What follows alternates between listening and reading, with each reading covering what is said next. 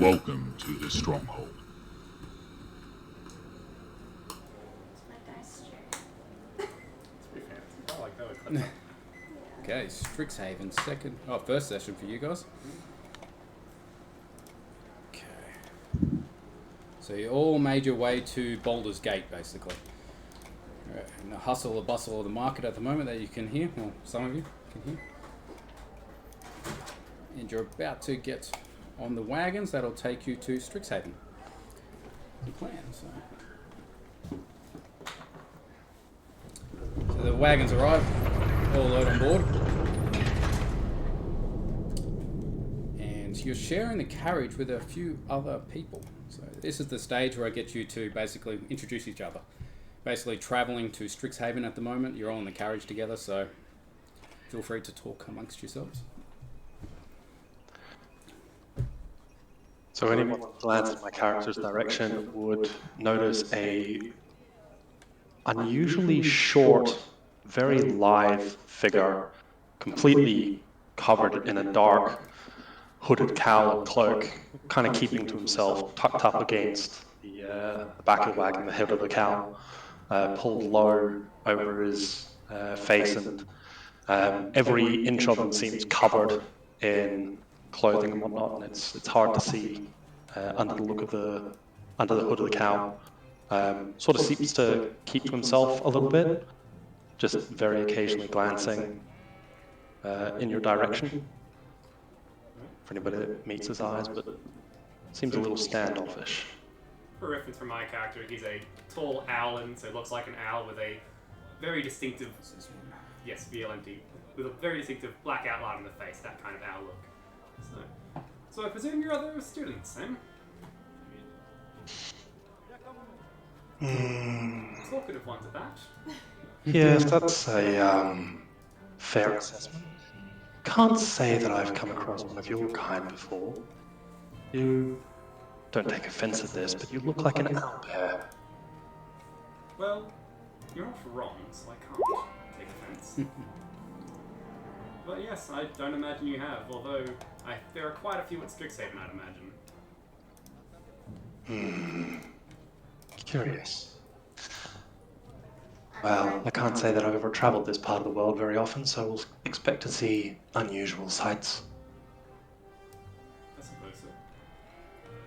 I'm kind of just sitting down and looking around. You can see this purple tiefling. She's wearing these nice, just casual clothes and a drape with and a hood, but the hood has like holes for her horns.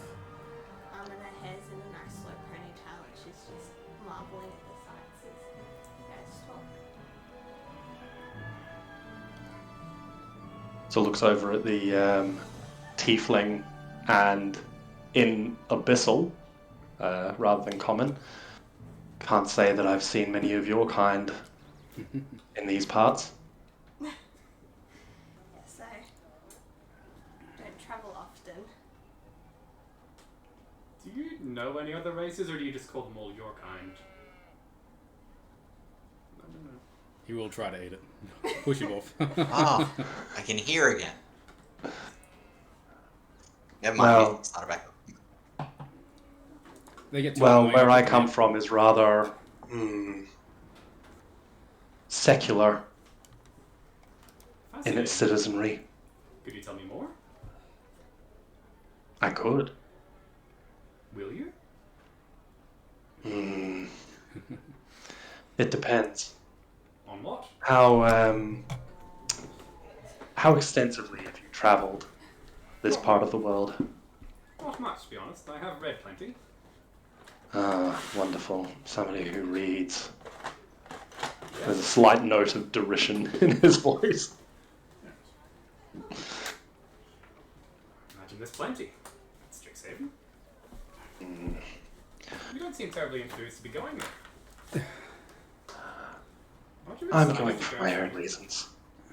such a prestigious institution? Well, if we're being candid, had a rather unfortunate run-in the Shadowfell some years ago, and frankly, nobody much can really help me, and I came across paraphernalia for Strixhaven, hoping it has answers. Fascinating. You'll have to tell me more when we arrive. What about yourself, young tiefling? Sorry, I did not describe you. You wouldn't happen to have any fascinating reasons for coming? I am quite fascinated about all the monsters, so I love to read That's a and good. learn more once I get there. Good, so we're not all averse to reading then. Yes. And what about you? What's your reasons? Well, personally, I've always had a fascination with all things scholarly in regards to magic and its history. Personally, I want to find whatever artifacts we can. Oh, it's a long-term goal, though.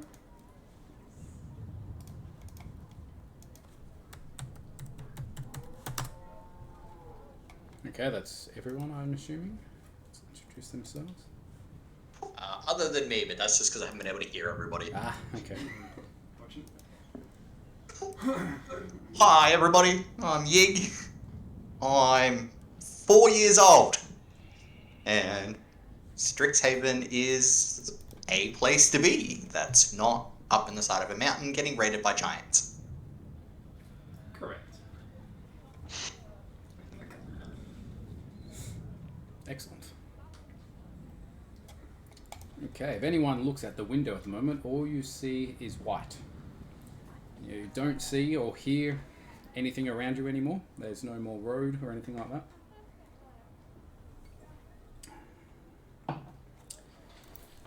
And with So that, did anyone else notice? Does it that look we like disappeared? snow? yeah, just a lot of it because you can't see anything else but white. Can I open a window? You can open the window. I'm gonna open a window. Does anyone mind? I'm curious. What would you do that for? Well, it might be snow. It might not be snow. Also, I'm feeling a little claustrophobic in here. I'll help you open the window. As both of you move to open the window, I'm pulling as far away from the blinding white space that I can, I'm just going like tucking myself away from the window in the opposite side of the carriage.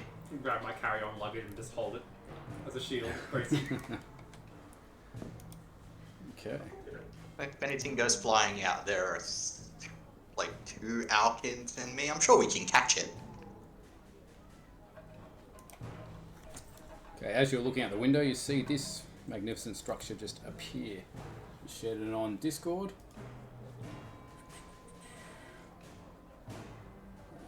Where are we, Strixhaven?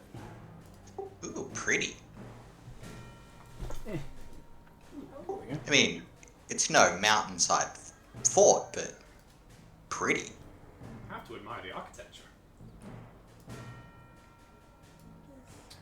Okay, you see the doors open up on the wagon as well. Majestic marble archways, tombs are steamingly stacked for miles, and the infectious energy of hundreds of young adults fill the biblioplex. The grand library at the heart of the Strixhaven University. The sights, sounds, and sparks of magic in the air are wondrous.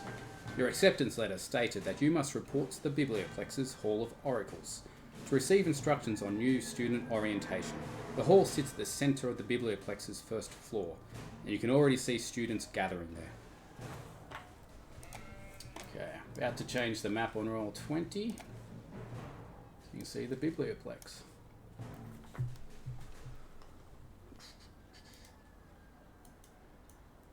Well, I'm gonna pick up my bow and swords, step out of the carriage and stretch my wings, because gosh, it's cramped in there with like Oh, 6 people. Feels good to stretch the wings, doesn't it?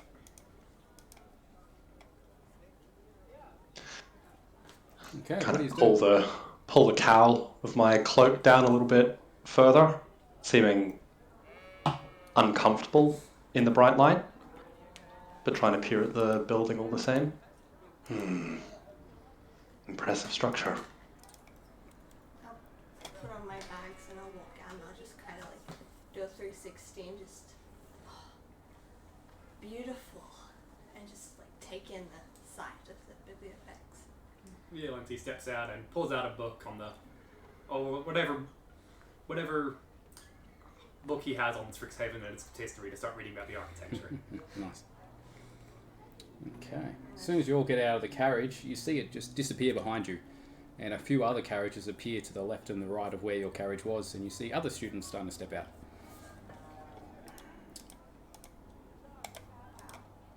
Looks like it's going to be a busy day.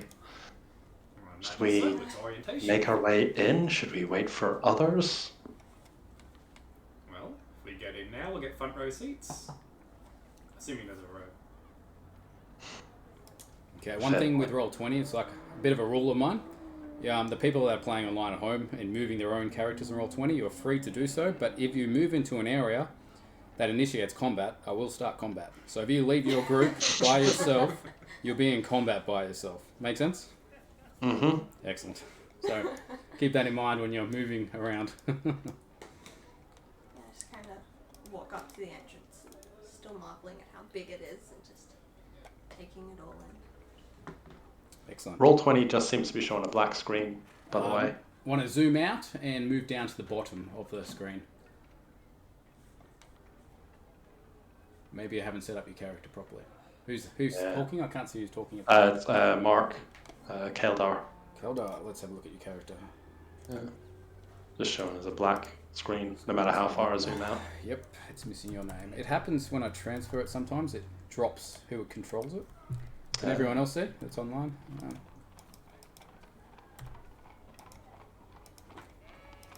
Not at all. Okay. 1 second. What's your Roll20 name, Keldar?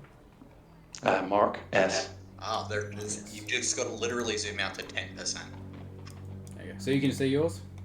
Yep, now I can. Excellent. Okay.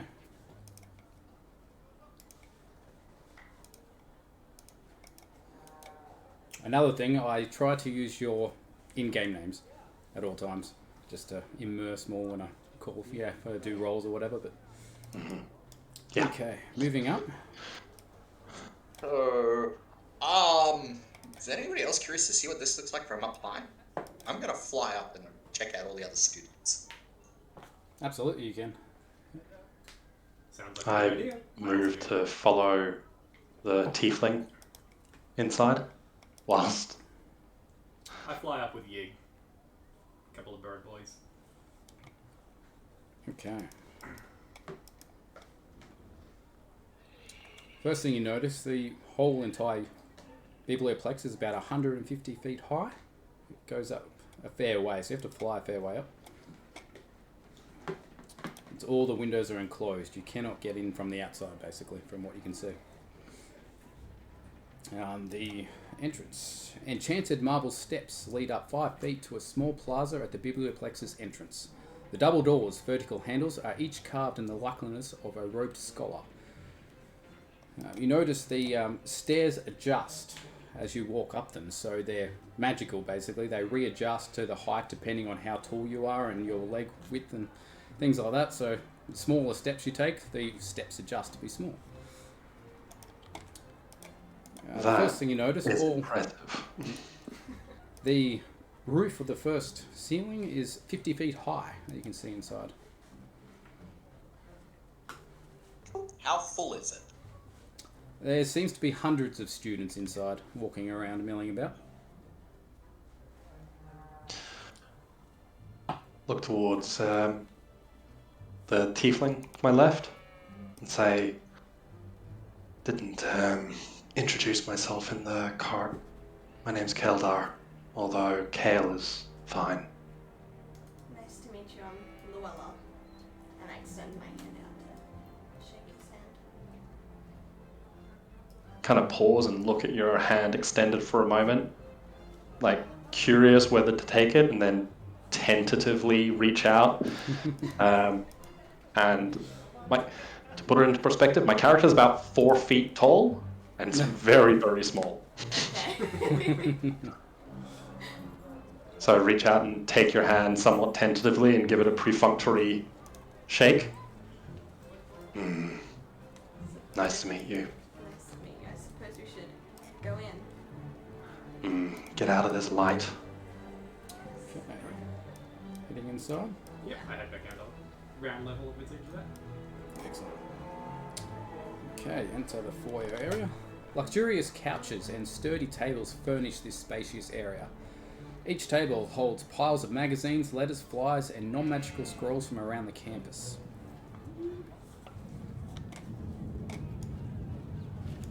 Just gonna wander the. I go around and room? pick up as many of the flyers as I can, Yep. just to see what they say.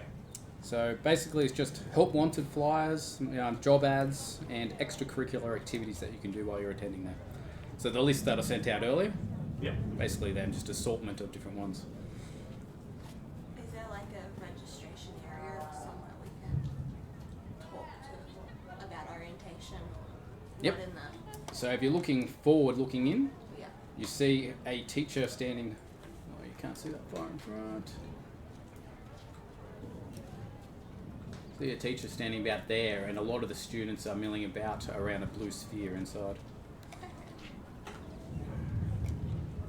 I'll go up to her and ask Okay. what orientation is about it, where I go for that.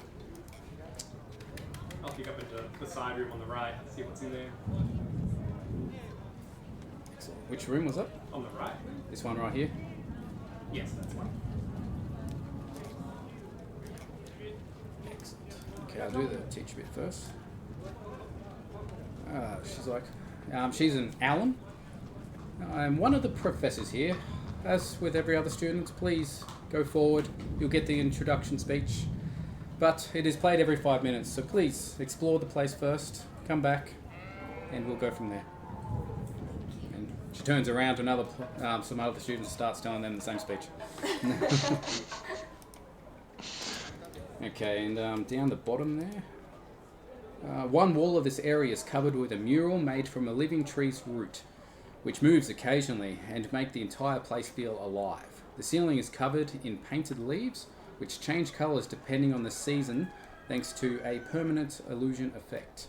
The magic also prompts painted squirrels to run up and run down the mural's roots, and painted birds chirp among the leaves. You see it's a cafe basically. There's a lady behind the counter, and you can see a sign up with cafe sandwich of the day. What's the sandwich of the day? Sandwich of the day is dragon breath peppers on salami and a bagel. Well, that sounds a bit spicy for me, and I duck out of that room. All right. So whilst he's doing that, I've poked my head into the room on the left of the entrance. Okay. 5. This small shop is stocked with books, equipment, and gear useful as academic supplies. The human behind the counter speaks. He's like, welcome, student. My name's Groff. You come here for your supplies, but I believe you need to hear your introduction first. And come back. Very well.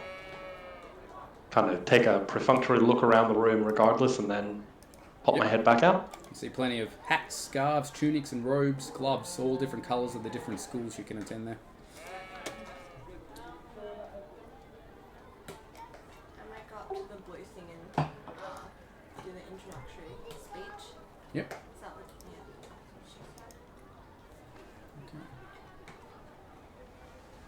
Yeah. Yeah, where's my mouse? I can't see it. Okay.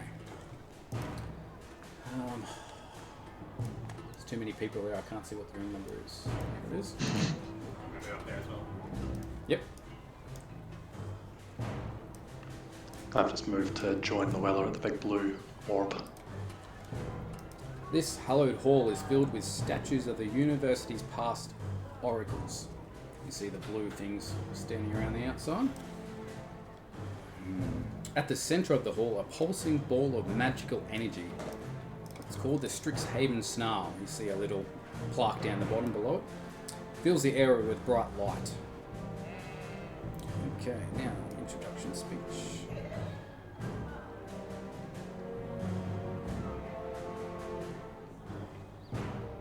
Where was that located? Sorry guys, had a fillet of chicken. Oh, that's alright.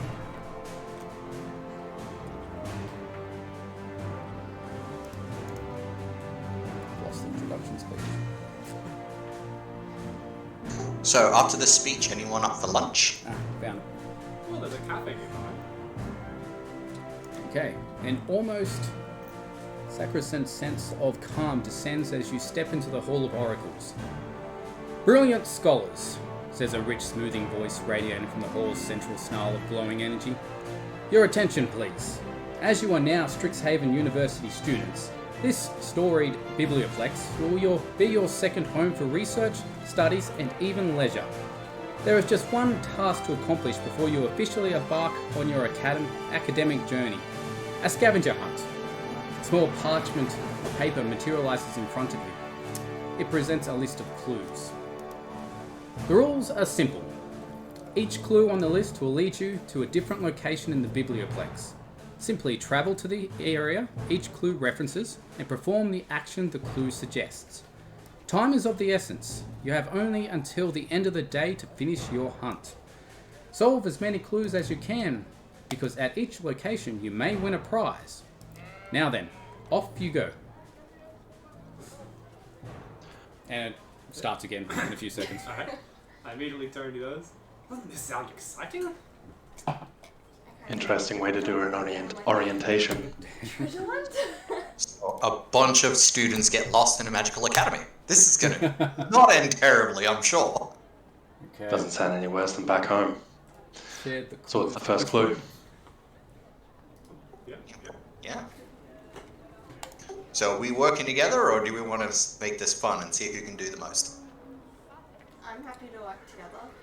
I think as fate brought us together on a carriage, only seems right. Having allies this early on could be beneficial. I'm with you too. We'll work together.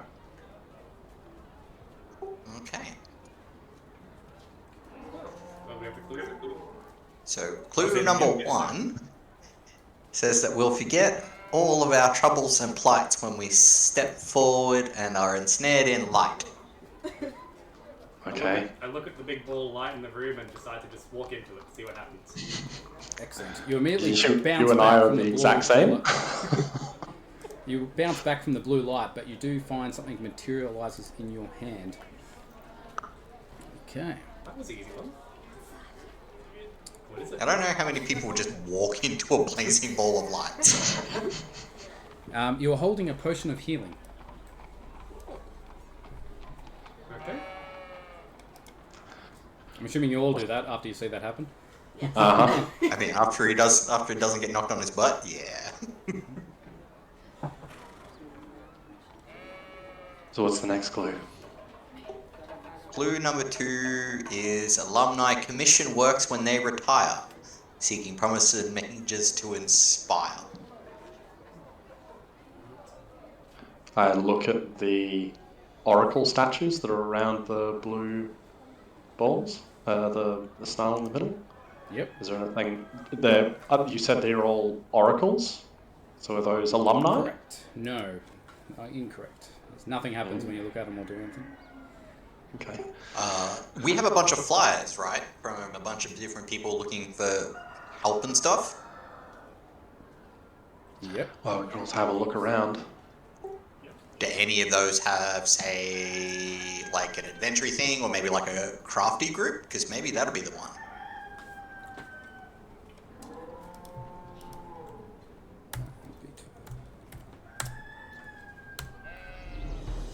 Yes, you do actually find one. Ooh, where do we need to go for that? What does it say? So it's the Student and Alumni Art Gallery, which is an extracurricular as well. But top left of the biblioplex on the first floor is where they're located. Art gallery? Art is inspiring to people. Mm-hmm. Yeah. Yeah. First floor or ground floor?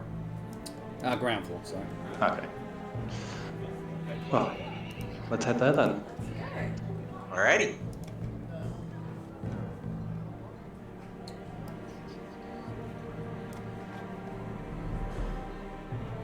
What?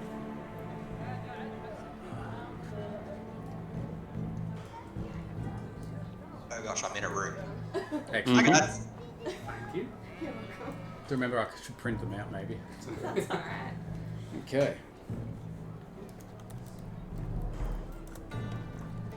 This crisp-looking room features white walls and columns that stretch from floor to ceiling. Displayed on or within these are art pieces representative of various media. There's a professor around here, isn't there? Would there? Sure is. What was the rest of the clue? Do any of the pictures happen to have people depicted on them? Yes, multiple of them in the gallery at the moment depict portraits of several older alumni wearing Prismari college robes. Can I go up to the artwork and just look at them? Yep. So it says that they commission works when they retire, seeking promising mages to inspire. So I guess we'd be looking for maybe the oldest of the artworks. Yeah. Did like the artworks have like plaques next to them saying like how old they are? Correct, it does. Finding the oldest one. On the plaque, it states, "At Strixhaven, we are all inspired." Below the plaque is a small lever. Pull the lever. Pull the lever? I'm going to start hovering in case the ground falls out. Not that bad. A box pops out of the wall containing it's basically open, and it contains a Strixhaven pendant. Ooh. At the moment, they just says Strixhaven on it, and it's black, and it's a moving ball. So it's not shiny, so I no longer have an interest in it. And as soon as he dumps the pendants, the box disappears back into the wall. I mean, I'm gonna pull a lever because I want a pendant too, but it's not as fun if it's not shiny. Yeah. I'm looking at the third clue. My guess it's for the cafe. If we show the list of the cafe, maybe we'll get a free meal. Maybe. I am peckish. It was a long trip. I go to the cafe then. No pun intended, but dang, that would have been good. What was the, whilst we're all moving to the cafe? I believe that is the plan. We're getting a free meal. That's what I'm doing, yeah. Well, whilst we're wandering there, what's the third clue? Each group deserves a free treat for their investment. Serve up this list and enjoy your refreshment. Okay, when you enter the cafe, you notice several students enjoying drinks and snacks. One of them is a gnome, and the cafe manager is the Strixhaven staff member is behind the counter at present. I'll walk up to the cafe manager and just proudly present the list. She's like, She looks around at all of you. I'm assuming you're all in there. Yep. I'm quite busy I don't know at what the moment. cafe is, but yes. But if you think you can come back here and help me for a second, I'll be able to get your prize for you. What do you need help with? Sure. The sandwiches need restocking. They're just on the floor here. They just need to be put into the window. If you could do that, I'd be greatly appreciated. I cast Mage Hand and start restocking whilst avoiding going anywhere near the window. Excellent idea. And everyone else, give us a dexterity check while you're doing it manually. I like dex checks. Just straight? Yeah. That's a 17 plus 3, 20. So. That's a 3. Excellent. I got 17. Excellent. Everyone passed except Luella. I'm not very dexterous. Dropped a few sandwiches here and there, but overall it was a group check. So, and she's like, that's a good enough job. That'll do fine, thank you. And she each handed you a random trinket. Okay, let me find this trinket list.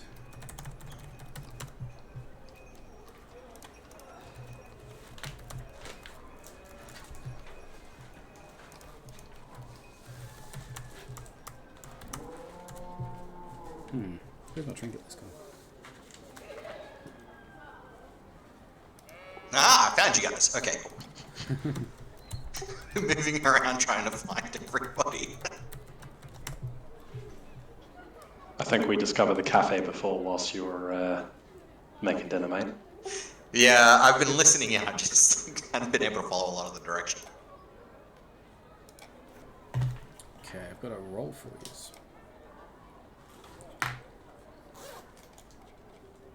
Ooh, I think the next one after we have finished doing the eating and the nom-noms.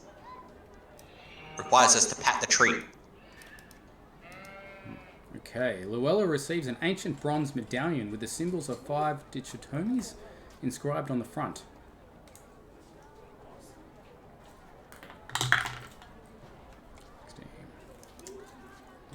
Who was next? Violenti. A silk sash, red with patches of purple and blue, commonly worn by the students of Prismari College.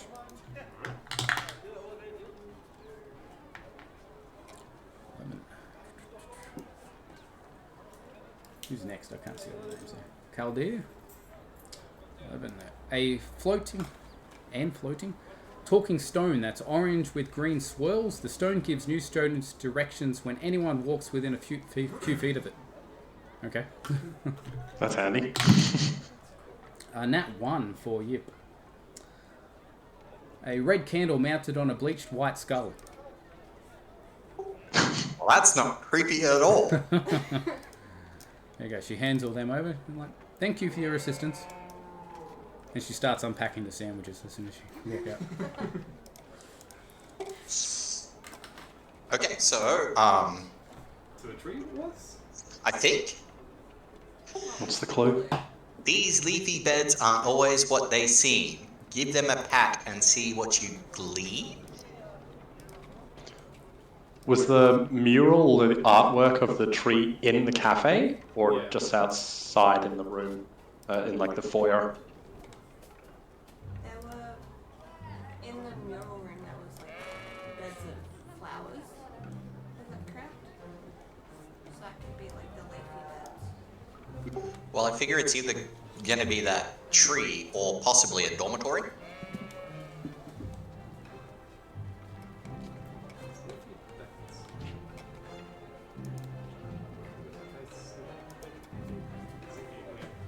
Well, we have 2 different trees, so I'm gonna.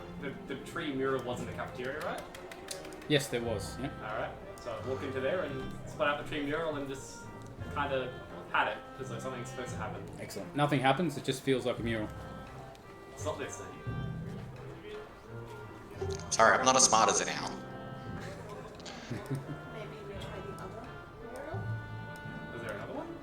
Oh yes, I Yeah. can, the in the mural room, the art room. Heading back to the out. Yeah. I seem to remember passing gardens, on the way to the art room. Were either of the gardens did they have trees in them? All these shrubs over here you're passing on your way to the art gallery? Yeah. And go check them out. Yeah, I'll go check one of those out whilst the rest head to the art room. Okay.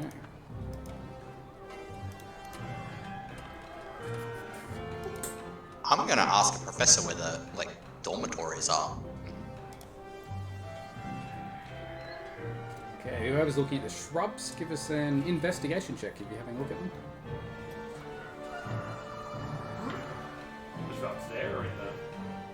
Yeah, the shrubs there. Yeah. That's where you're looking, I'm assuming. You went there? 18. Excellent. Nat 20. So when you two look at the shrubs, Lights up again, that one. Let's see. Only 7. Should come through in a moment. okay. Luella and Violenti, you guys get these 2 things out of it. Little plush toys. This one's Luella's. Oh. I'm gonna open it larger. It's annoying. No. A little worm-like creature. So cool. So lucky you got a snack. And Violenti found this one. I wish they were bigger. I don't know why this is small. No idea what that is.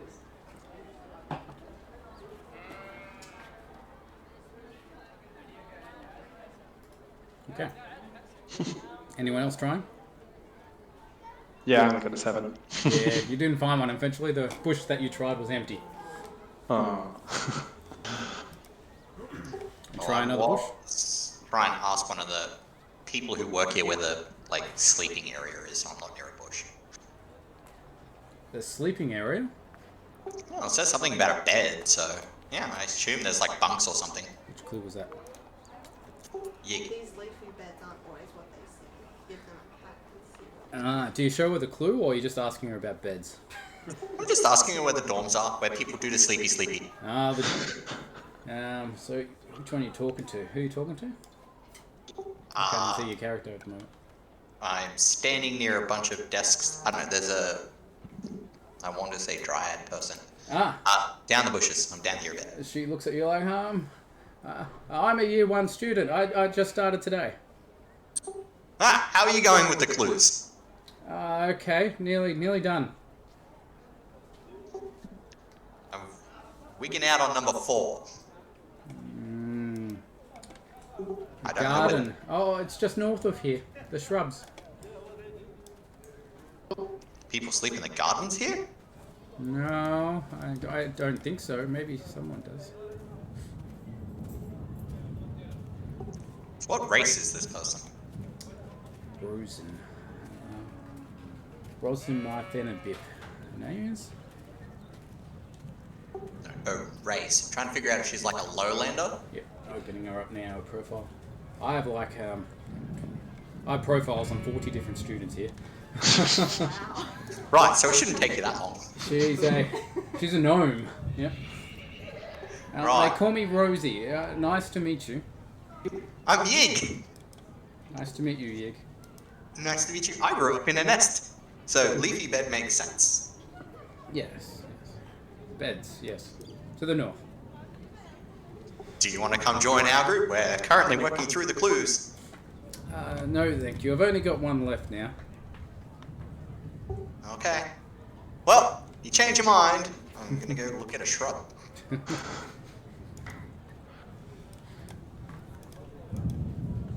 I mean, is this a garden to the left?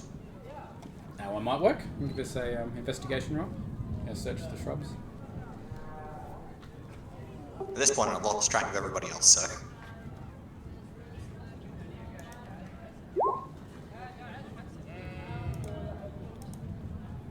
Okay, 18. Excellent. While you're searching the shrubs, you find this thing. Plush toy. It's like a horse on fire. Best way to explain. Sweet. I'm gonna keep this. Is Go on. Kale going to search another shrub? Yes, I'll give it another try. That's a bit better. 19. 19. Excellent. You find this one.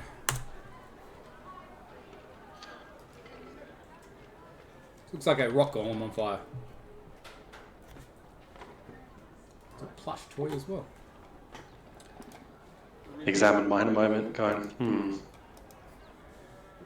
curious prices they're giving us here. Very well. And I attach it to my belt. I'm now wearing a full dark cloak and a little plushie hanging from my belt. Starsz. Nice. I got a flaming horse. Did anybody think to talk to this kid here? Perhaps we should ask how this was developed. You talking about this guy here? Yeah, he's just been watching us dig through the shrubs, I guess. He's like, you found the plush toys as well? I have a little worm-like one here. I got a flaming horse. I'm gonna hold it up because I'm very happy with it. Nice. So, Is his worm similar to mine or is it different? he shows you his, and it's a purple-looking worm. I can share the photo.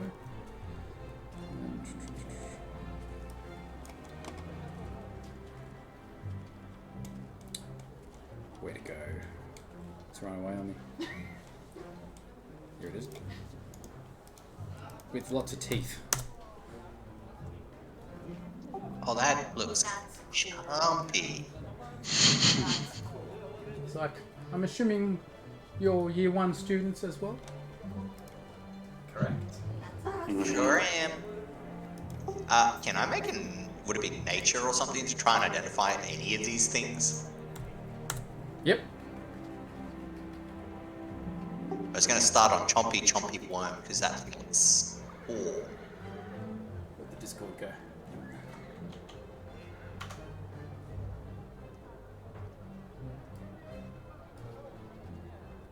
Well, that was Tilly's? not good. No, don't think you've heard of these ones before. Can I make a nature check to see if I know them? Sure.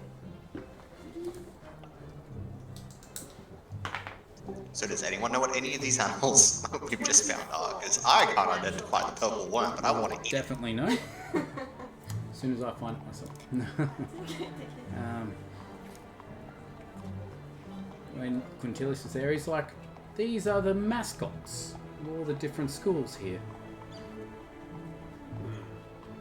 So don't eat the mascot. I don't think they would be too tasty, no. A lot of Do you fluff know inside. what house corresponds to each one of these plushies we found? I know a few of them, yes.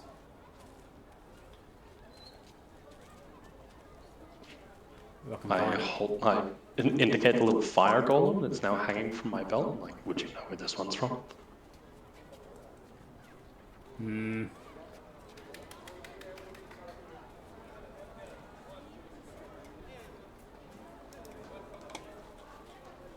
Did have this. I don't know where it's going, sorry. Oh, good.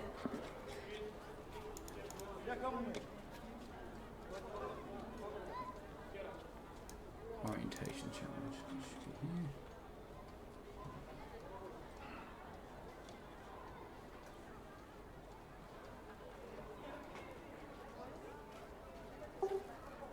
So did Quintilius introduce himself? I'm starting to feel rude. No, he did not. I'm pretty sure we just walked up to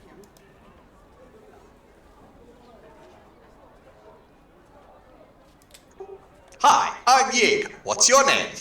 No, can't find it. I'll find the mascots. There is a list with all the pictures and says what they are, but I've lost it. Find it and put it in Discord later tonight. I am Quintilius Antufian Malentor III. Nice to meet you. Yep. That's a mouthful. It's Yig with the G sound. Ah, yep. Yes. Yes, my name is very difficult.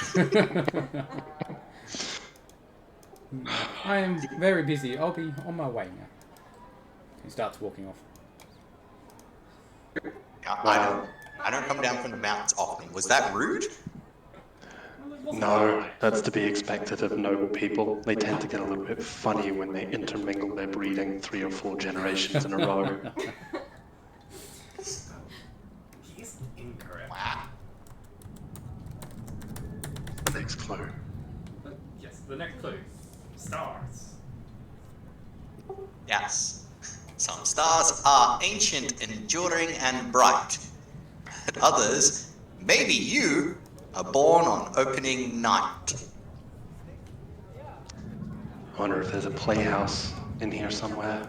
Like a theatre or some sort. We haven't explored opposite. Yeah. To the right of the... or to the east of the snarling ball. We'll head down that way. Yeah. Shrug my wings and shoulders and follow, I guess. Heading right, were you? Mm-hmm. Yes.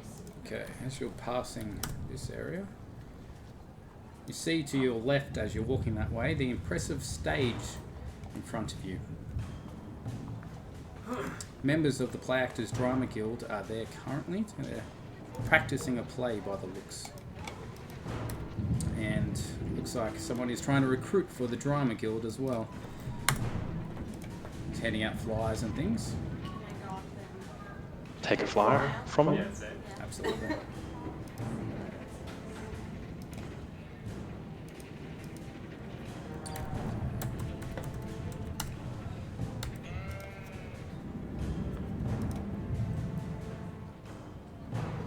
What did the clue actually say? Okay. And the guy that you take the flyer from is like, you will be quite welcome in the drama club. See, you're doing your clue list. You might need to give an example of something that you might do in the drama club right here on stage.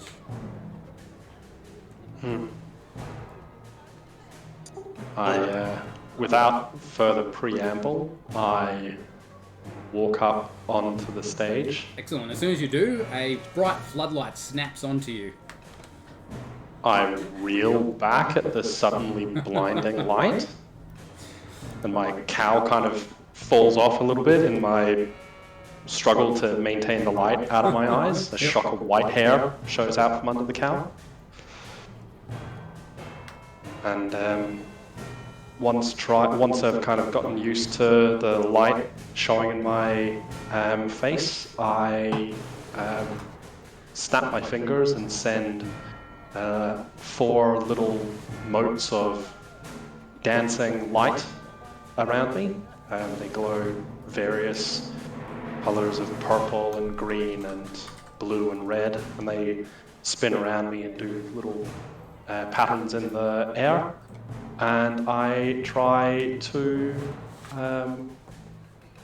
do a cartwheel and then walk on my hands. So an acrobatics check, if I'm allowed to. Absolutely, yes. That's 23. And you succeed quite spectacularly.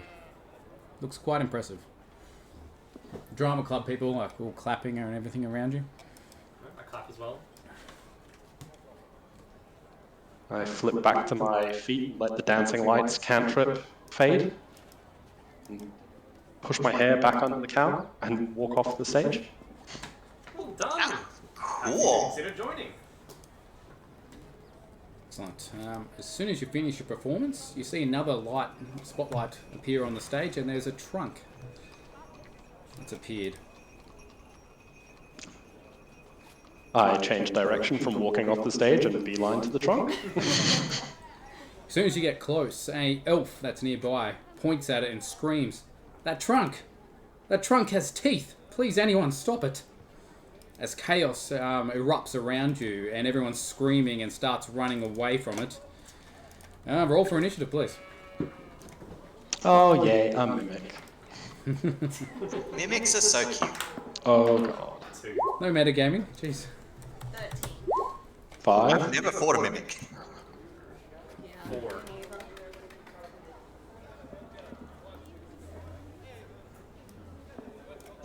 neither. This is not looking good. 5 initiative, 4 initiative.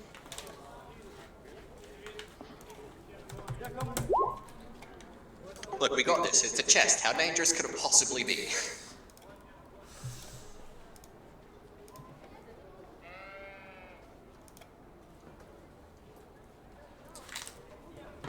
Second, just setting up the combat for the first time.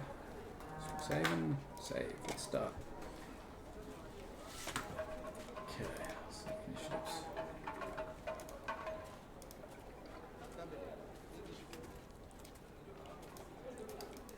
Okay, Kale got 3. 5, sorry. Yeah. Luella, what did you get? I got a 13. 13. You got a 5. That one. Violenti. 4. 4. Excellent. Let's start. Okay. You see it snapping on the ground and sort of snarling at you.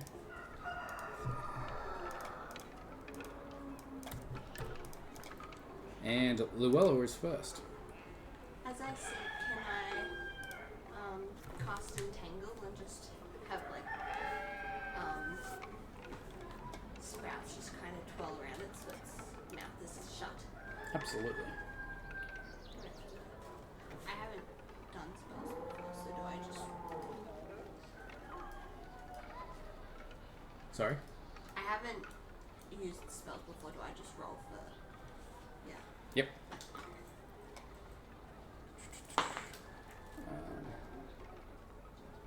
GM 17? info.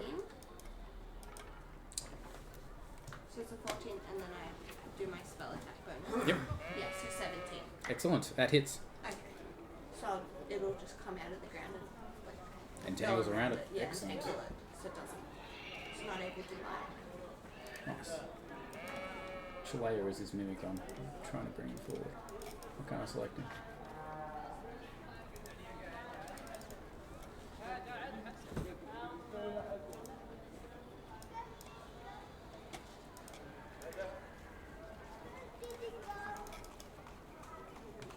Layer. Token layer. There we are.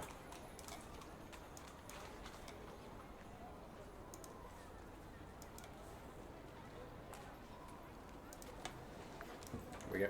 Mimic's over here. Okay, it's entangled. Excellent. Kale, your turn. I take a couple of steps back to begin with. So probably about 15 feet. Yep. And then cast, I reach out my hand and cast Ray of Frost at it. So that's a con 14 save. 14 hits. 14 hits. Yep. Roll for damage. Let's see if that goes. Yes, it did. Beautiful. 5 damage. So it takes 5 damage, and it has disadvantage on the next weapon attack roll that it makes on its next turn. Okay. Yig. Well, I'm gonna do the one thing that I figured out why everyone else hasn't done yet. I'm gonna fly first. How high is the roof? 50 feet in here. Oh, sick. I'm gonna fly up to the roof because my fly speed is 50. Yep. And then I'm gonna shoot it with my longbow. Nice. Guys, if I knock a tooth out, I'm keeping it. Not if I keep watching. 7 does not hit. Then that one probably wouldn't do it either. No. There's no one else in your way. Typically how I roll with critical failures, especially when attacking, if someone's near you when you're attacking, they're going to weigh that hit. So, luckily no one else is around. Haha! I've got to stay away from you guys, I'm dangerous. Okay, it's the Mimic's turn. I believe it needs to make a strength saving throw to break out of the grapple. Yes. Okay. Higher than 11. Okay. And at 20, it breaks free. Yep. Be about it. And it moves forward to attack Violenti. Closest. Oh no. It's trying to bite you. 24 to hit. Assuming that hits. Yes, that hits. Ah, that's a miss. 9 As- piercing damage. 9 Before, can I use my And reaction to 6 interrupt? acid. 6 Is that a reaction? I was going to say, because you just said it succeeded its attack roll, can I use my reaction to interrupt? Absolutely. So, as the mimic goes to clamp down on Violenti, I stretch forth my hand and a snarl of silvery-looking barbs chain around the creature for a moment. Seems to temporarily distract it, and you need to reroll that attack. Okay.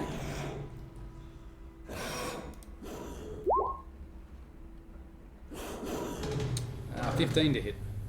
Yeah, still hits. Still hits. I tried, buddy. I'll re-roll the damage. It's a new attack.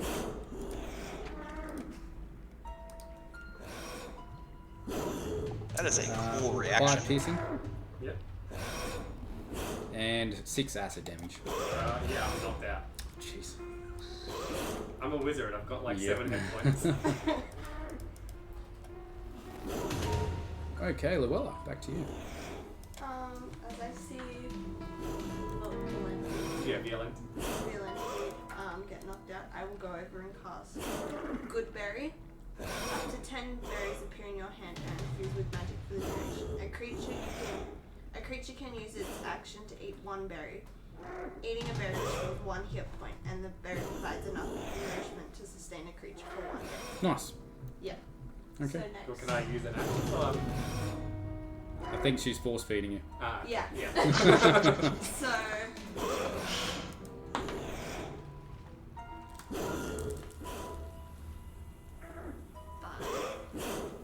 Roll a 5, so that's how many berries are.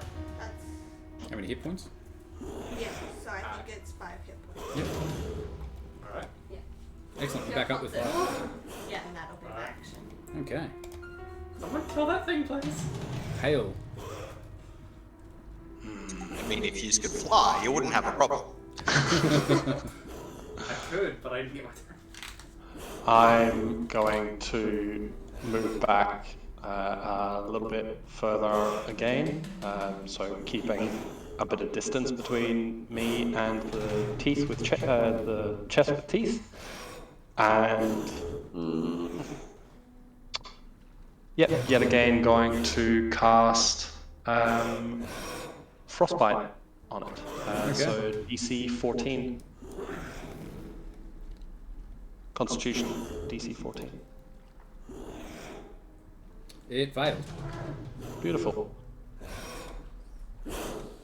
3 damage, and you have disadvantage on your next attack roll, which I think we forgot disadvantage last That we time. did. Oh, Oh well. no one got hurt. We did the reaction, which did a disadvantage anyways. Yig. 3 damage.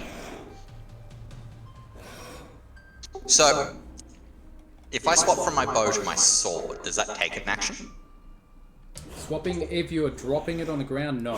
If you are stowing that weapon and getting another one out, yes.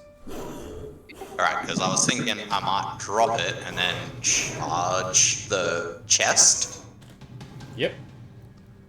Cool. I'm not good in close combat, but this should be fun.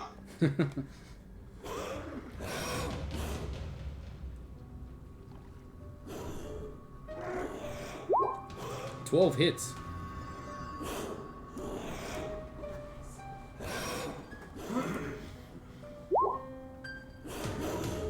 I did damages. Nice. I'm also just kind of distracted from everybody else. Violenti. Oh, yeah. So, back up. First thing I'm going to do is fly up in the air. Yep. If I can. It cannot fly, yes. I'll make dart Smart. damage to about, let's say, 20 feet above. Okay. I'm going to cast Fireball. Okay. Bringing out the fireballs early. That's a 9 plus 5, so 14. 14 hits. And that is going to be 1d10 damage. Please.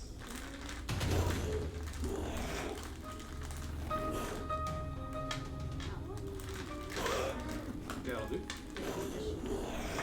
And that is going to do 9 fire damage. 9 fire damage. Nice. See it catch on fire for a minute. It looks exasperated after that. It's bleeding from a few different places. It's not looking too healthy at the moment.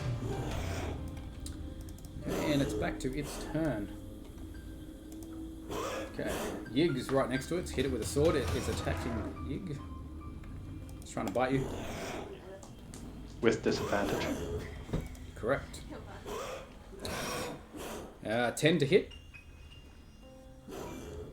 That's a miss. That's a miss. Okay. That is its turn. Back to the top with Luella.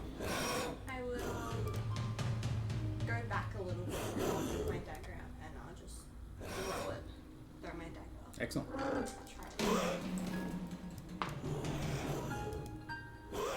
15. 15 hits. That's 2 points. 2 points of damage. Okay, you see the dagger embed itself into there. A huge black splash of blood comes out of it. It's slowing down its movement. It looks pretty defeated. But not yet. Yig. Oh, sorry, Kale's next. Well, why give up a good thing? Yet again, cast Frostbite on it. So DC 14.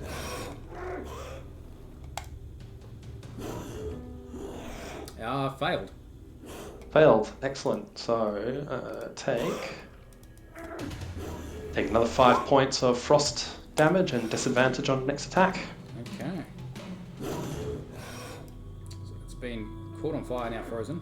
Violenti. Yeah. No, I'm missing. I'm out of order here. Yig. It's one ahead on this thing and it's putting me off. Yig's next. Okay, so are we flanking or is the other person on the other side unconscious? Violenti's flying, so no. Oh, okay. No one else has names, I can't see who's who. Oh, that's alrighty. I'll tank it, guys. I got this. I am going to attempt to cut out one of its teeth. Okay. I want a trophy.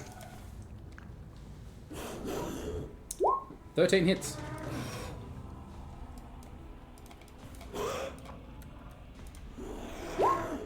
Okay. Tell me how it dies. I'm gonna take my short sword and stick it. Does it have eyeballs? It should have eyeballs. That it does multiple, like 20, 30. Excellent. I'm gonna stick it in an eye, connect some dots, and then cut out one of its teeth. Nice. And then hold it up like a trophy. Just like. Okay. So you're doing so, you see black blood go flying out everywhere from it, and it's screaming. And it drops down dead in a pile of black blood. That's it. Alright, who has a vial? Let's scoop this stuff up. I'm sure someone could use it. And combat. That's quite the orientation. Okay, as you finish, you see the professor you saw earlier, the Owlin, come running over. She's like, Students! Students, well done! Ruffling her feathers with pride. Such bravery in this incoming class, and what a bizarre occurrence. I can't remember any of those old costume trunks ever bearing a hint of magic, let alone the manner of transmutation. I'll be having a word with the equipment manager over at the Rose stage. They're supposed to keep from this sort of thing from happening. It wasn't supposed to happen. Thought this was all part of the show. It happens occasionally, but not that often, no. This wasn't meant to happen for first year students. Oh, just second, third, fourth year students. Understand. Well, we are very talented. My letter says so. She does. She reaches into your hand, into her bag, and she gives out 1 platinum piece to everyone, thanking you. Oof. Shiny. I'm gonna go pick up my bow. Yep. I don't want someone wandering off with that. Did fall 50 feet from the scar. Should be okay. Who was getting the tooth? Have you got your tooth out yet? I cut it out when I was killing it. Excellent. Give us a perception check as well while you're cutting this out.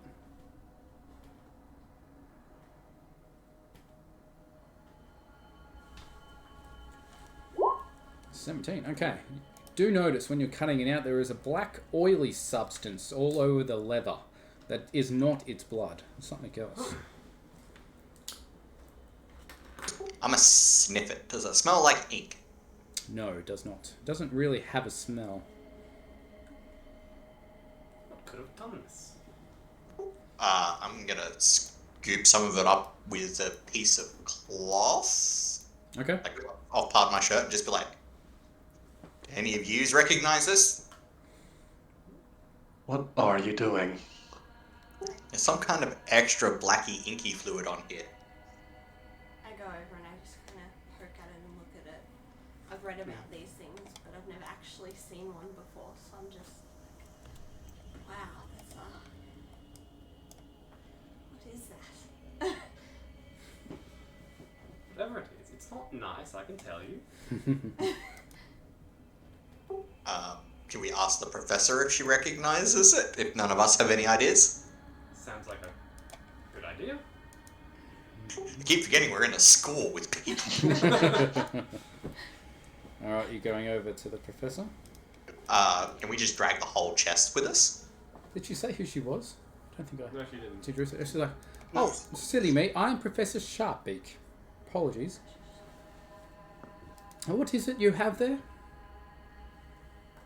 Are you collecting its blood? Well, yes and no. There's an extra thing that it's covered in that doesn't look like it's coming from inside of it. Strange. Never seen it before, but it might be just some leather balm or something like that. There's an armory group here. Maybe they would recognize it then. You mentioned there was an equipment manager that normally looks after this sort of thing? Yes. I will make sure I ask them about it. Would you mind if we made our own inquiries as well? Oh, of course. Given that we were almost eaten. By all means. Not sure where they are right now. It's a bit chaos, as you can see, around here. Quite. Hey, I was fine. I flew up in the air. I didn't almost get eaten. Well, that makes At fun of us. Nig's comments, I look to Violenti. Are you okay? My feathers are a bit ruffled, but I'll survive. I think. She goes around. poisonous, are they? She goes around healing everyone as well. Okay. So she cast healing word on everyone. Does the equipment person have like an office that we can go have a look at, or? You'd want to go see probably the drama club. Start there. They might be able to point you in the right direction of where they are. Look back over to try and see any of the drama people that were on stage performing before all of this Yep. kicked off. That there is. Has anyone got an extracurricular in the drama club? I can't recall. No? Okay, who was in that list?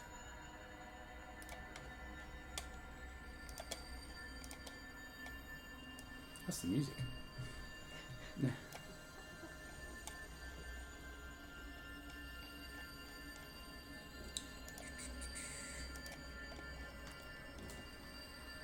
Distinguished Drama. Society of Fine Artists. I don't think that's the same thing. Strixhaven Performing Arts Society. That's it. Probably not society. Larin Is Arenza. that an extracurricular or is that a job? 'Cause That's a job. I think I had that as a job, yeah.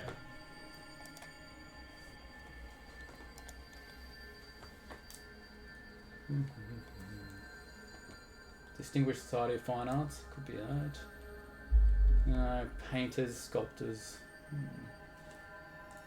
Where's the There was drama club? There was like a drama club, yes, on the thing. There we are. Play Actors Drama Yes, Club. that's right. Rubina Larkingdale is on the stage. Let's find a picture of her.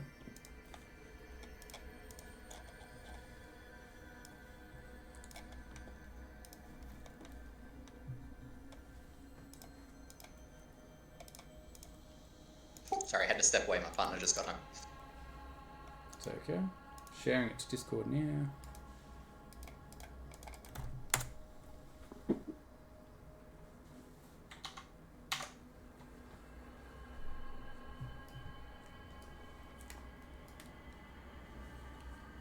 Actually, I might just share it to. That's it, you just Roll sent it 20. to me. Whoops. There we go. Okay. That's better. We don't carry cash money. We're not that fancy. Okay. Don't have a character.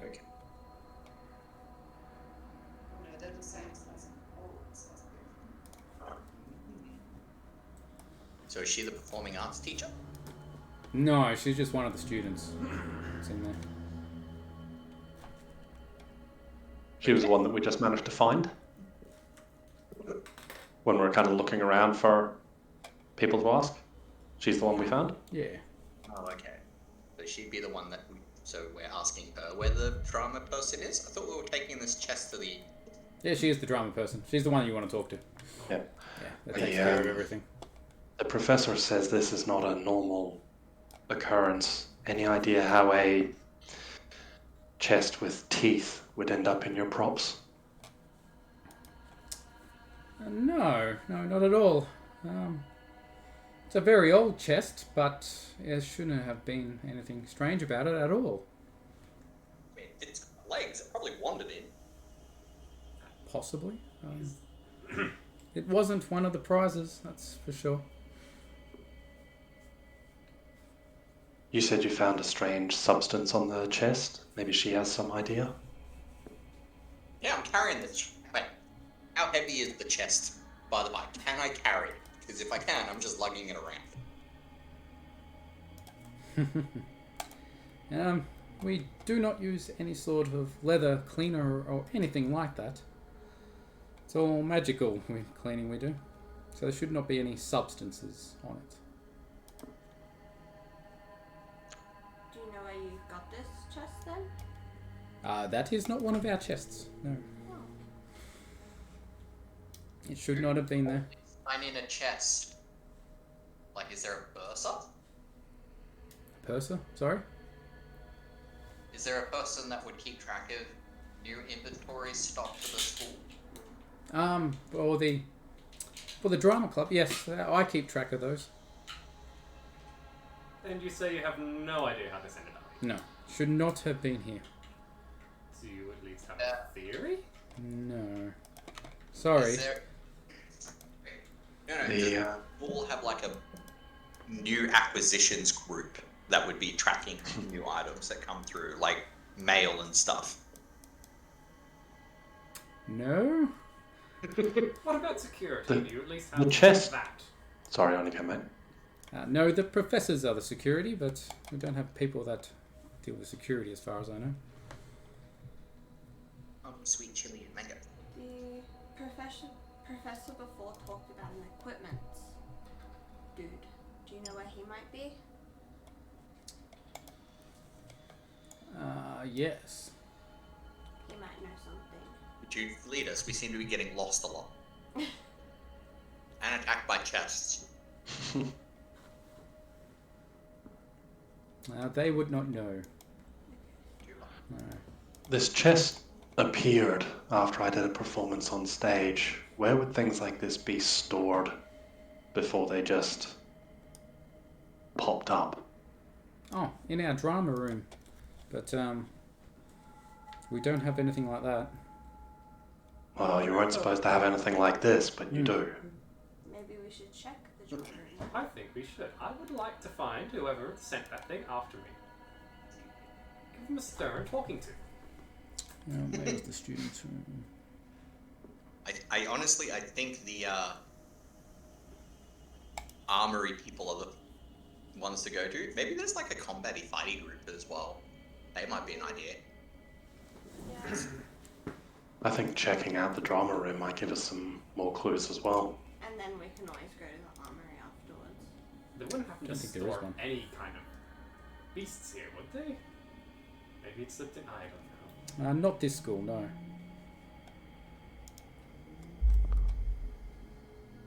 Alright. Maybe one of the other schools in the area, but not here. Could it be a rival school trying to disrupt? There's no rival schools here. They all work in conjunction with each other. You didn't receive the map of the schools? Can't say we received a map. I didn't. Yeah. Wait, no. Not that I noticed. I got my magical letter.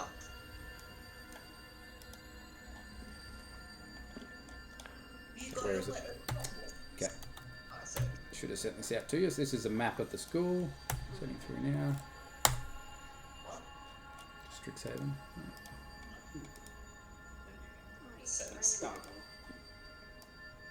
it's okay, it happens.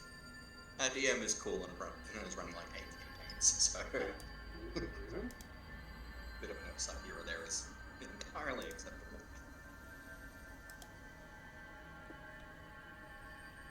Map. Ah! Wait, here it is, guys. I found it. It was in my pocket the whole time.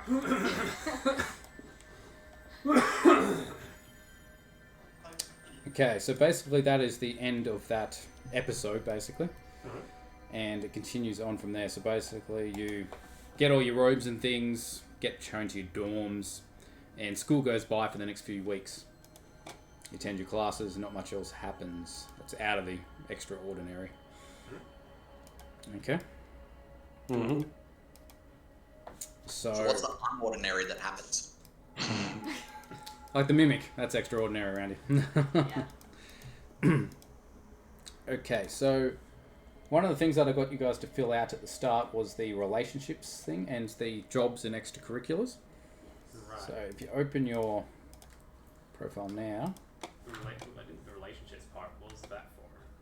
So relationships is totally your choice if you want to Right. proceed into that area. It's not something that you have to do in the game, it's to you. So I'll open the top one there, Llewellyn's. I've got it on my sheet here. So basically you either chose an extracurricular or a job, or two of one or one of each other. Yep. And with that, if you saw, some of you that filled it out, I saw 2 of you filled it out, 2 of you hadn't by the time I checked it last night. I filled it out this afternoon. Excellent. I'll have to go through it tomorrow, but when I get a chance to fill it out. But you'll see that I added your friends basically to your report card. Right. Okay. Mm-hmm. Yeah. Those are Llewellyn's friends at the moment. Okay. Right. Drasmo here, Yarnask, and Quintilis is your friend. Yeah. Or you, Oh, whether you call them friends or not, that is your choice. Yeah. So, Is that for the Dead Languages Society? Dead Language Society. yes, Yes, okay, I have that as well. which you're in as well, yeah. Excellent. So, basically, with the friendships, you can either choose to have a negative relationship with them or a positive. And depending on whether it's a positive or negative.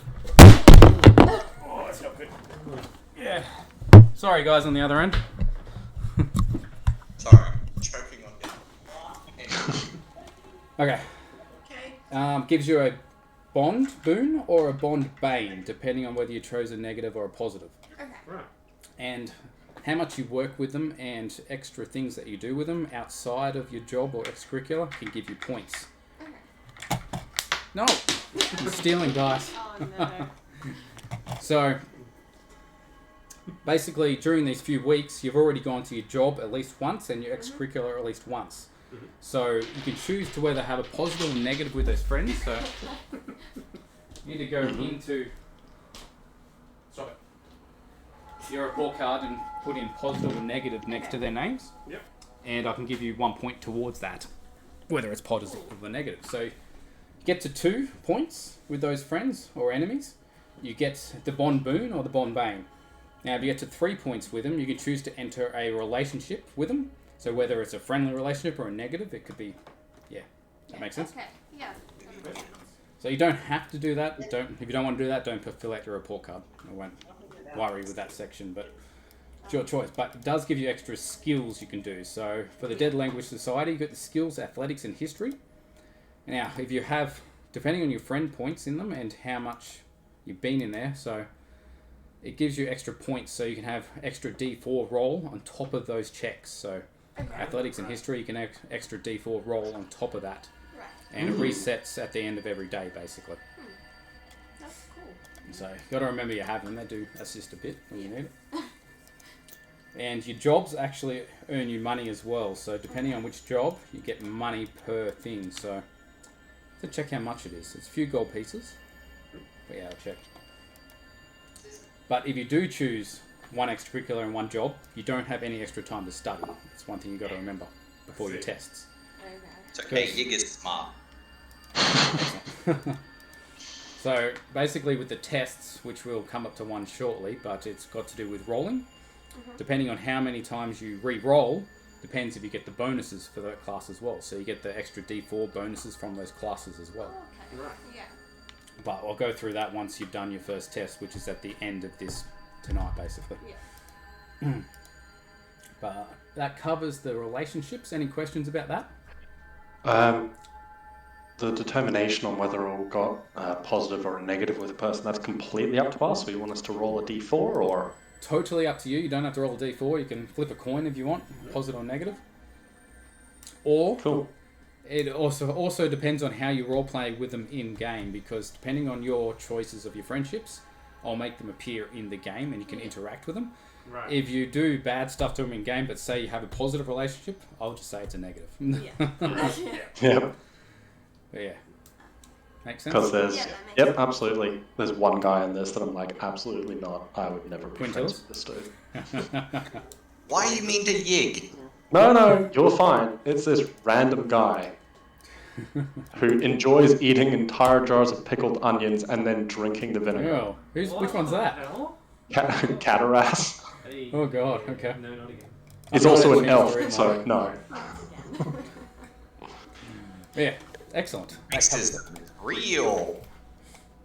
Alright, before we head on to the next bit, we'll take a 5-minute break. Sounds good. Go run the toilet. Good. Cool, and I will try and figure out how this report card works, because I don't know anybody's names. I'll leave that.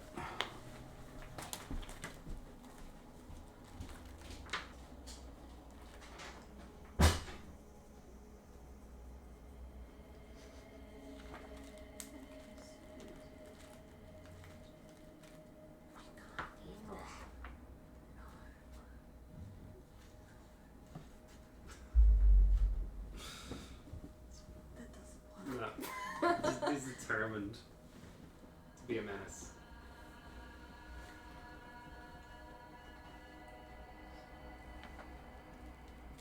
What classes? Lowell? Pardon? What classes Lowell? Like druid. He's I'm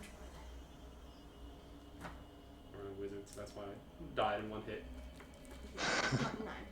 I kind of gathered as much when you took a lot of damage and like, I'm almost dead. I'm like, oh, wait, wizard? Probably. Yeah. I mean, it's fair. It did like a lot of damage in the first place, so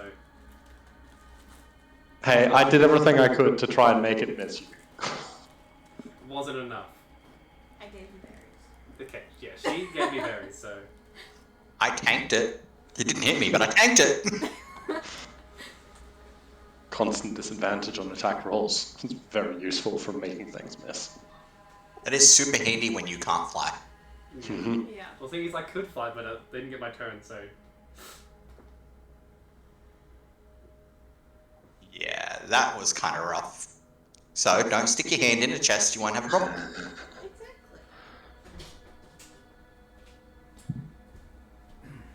I'm actually going to make a quick cup of tea. Be right back. Oh, good. I'm going to leave the Strixhaven thing blank for the time being, because honestly I do not understand how the report cards work, and I will need to go through that. And ask questions later about it. Yeah, I'll get you to walk me through it later on disc or something. Yeah. I'm going to have dinner real quick, so I'll be back in a bit. No problem. Do you guys want a drink or anything? I'm good, thanks. I'm good, thank you. Scotch.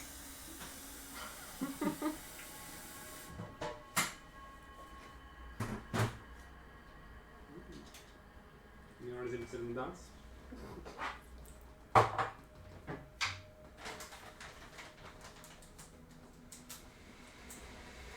Sucking up for food.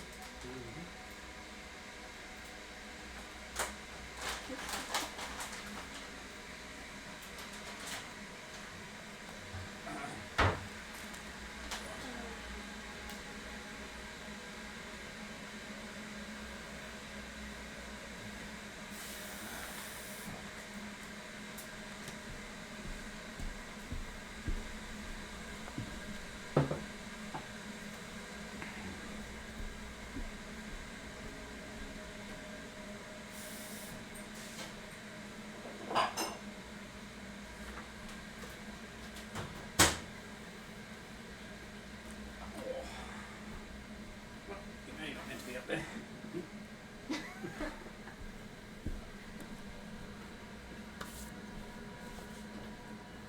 All right.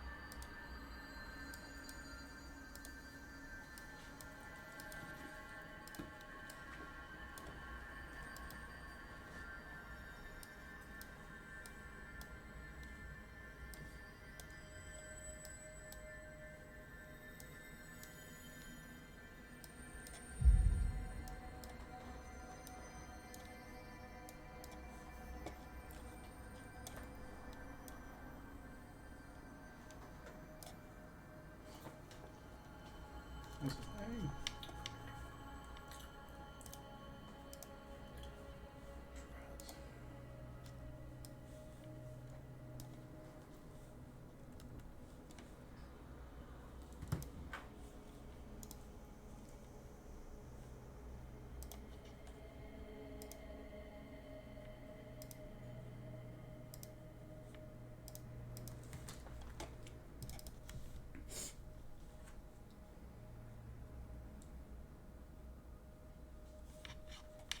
No. Determined.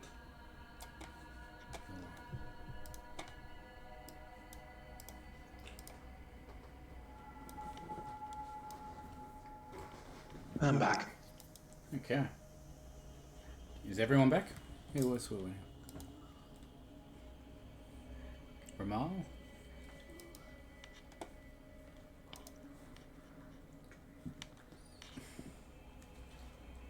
Love you, honey. Yeah, sure. Yeah, I'm back. Sweet. Alright, continue on. Just give me a half a tick. I'm just going to switch my audio to my headset. Yeah, no problem. Traz. Nora.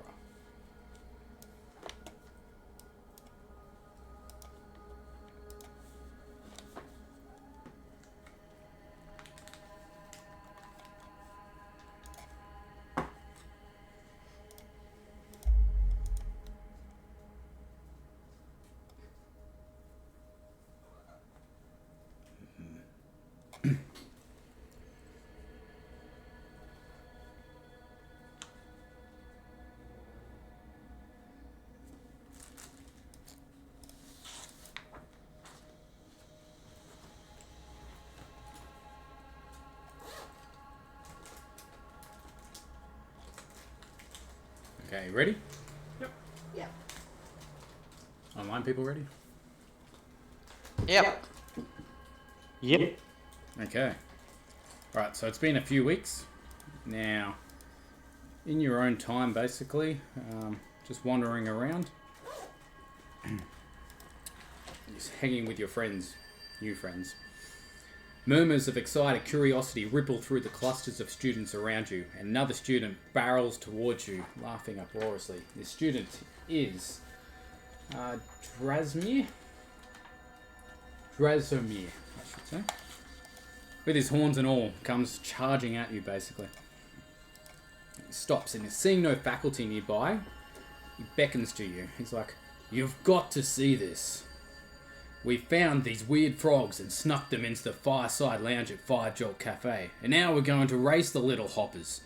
Quick, come see before the professors find out." And he takes off at a sprint after that. Towards the cafe. Do you follow him? Yes. Absolutely. Yeah, I'll Okay. This sounds like a great time. Also, fun snack. Don't eat the frogs. Alright, swapping. Well, I can eat frog. Roll 20. No, but not if they're someone else's. Well, if no one else thanks the frog, I'm eating the frogs. Why isn't the cafe loading in? I am a raven. I have 3 great loves, okay? Shiny things, frogs, and worms. Okay, I don't there like we go, now that. it's Weird. So since you've been there a few weeks, you already know this place, sort of. So you've been here a few times. So Yep. the Fire Jolt Cafe is the most popular place in Strixhaven to grab a coffee or tea, chat with friends, or a study among the hustle and bustle of the typical day on campus. The cafe's interior is clean and well lit, and its walls are decorated with fun, cartoonish scenes animated by permanent illusion magic. Well-known scenes include a jovial frog in a wizard's hat stirring a cauldron, a dancing trio of lightning bolts with grinning faces, and a raven wearing a cravat and sipping daintily from a cup of tea held in one wing. Okay, so currently he's dragged her right through to the rear of the lounge. Much more comfortable than the cafe's other seats, this lounge is filled with sofas and armchairs where students can relax from the hubbub. Okay.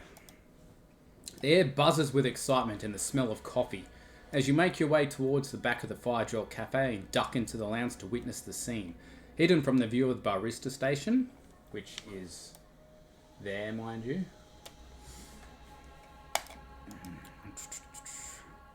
The lounge's central table has been pushed towards the wall and its chairs haphazardly tossed out of the way. In the middle of the room, 4 unusual frogs. Each is glowing in a vibrant colour, red, blue, violet and orange, and has been outfitted with a tiny costume. One wears a makeshift cape, another has suspenders, a third has a stylish bow tie, and the fourth has a top hat perched jauntily on its head. Someone has used chalk to mark lanes on the floor, and multiple students are trying to corral the frogs into a starting position. A student notices you and shouts. This is... what's her name? Nora Ann. And she shouts, "Oh, you're just in time. Want to race the frogs with us?" The amphibians in the lounge are 4 frogs that students found outside the cafe smuggled in. Okay, I so would love to support Sir Percival with his jaunty little hat. Percival, excellent. So, keep forgetting her name. Nora. Nora's like, so you can do multiple things here. You can either choose to... where is it? You either choose to coach one of the frogs. You can either heckle one of the frogs. Heckle the coach, even. And... I'm a coach, Sir Percival. okay, so it's your choice. Whether you want to coach one of the frogs or you can coach the coaches. You have to do roles and things, so... Coach one of the coach one of the frogs. Yep, choose your frog. What were the colours again? I want the jaunty top hat. After he wins, I'm going to eat him. Okay. There's no way to reward him. The colours are red, blue, violet, and orange. Can I try and coach the violet one? Yep, the violet has the top hat. Ah, sick. So I'm going to eat the shiny one. The important thing is, I'm going to make sure that it understands if it loses, I'm going to eat it slowly. Okay. Is that intimidation towards the frog? Would it be animal handling? Yeah, you can do an animal handling check.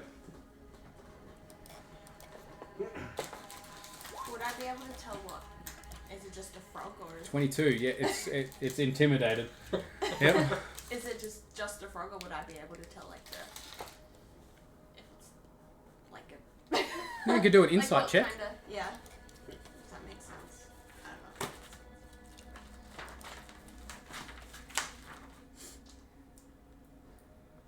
know. Or an arcana check, depending on what you're searching for. I do Arcana. Okay. 12. 12. Okay, you do believe they have been magically enhanced somehow. Can I roll an Arcana check to see if I get anything more specific there? Yep. It's on 13. It's 13. Be that the same.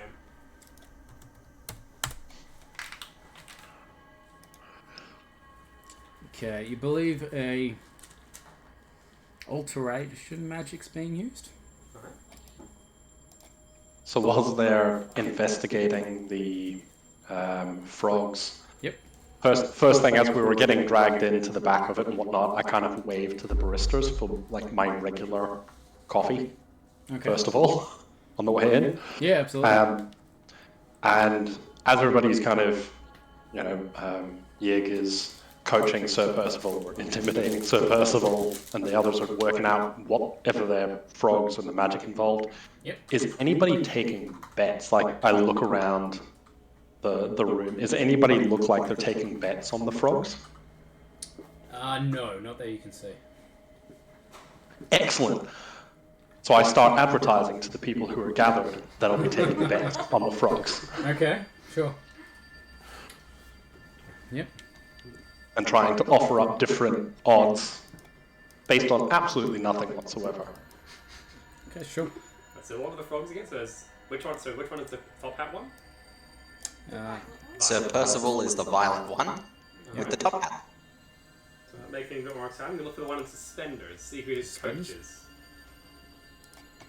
Okay. That one, Drasmo here is coaching that frog, so Alright.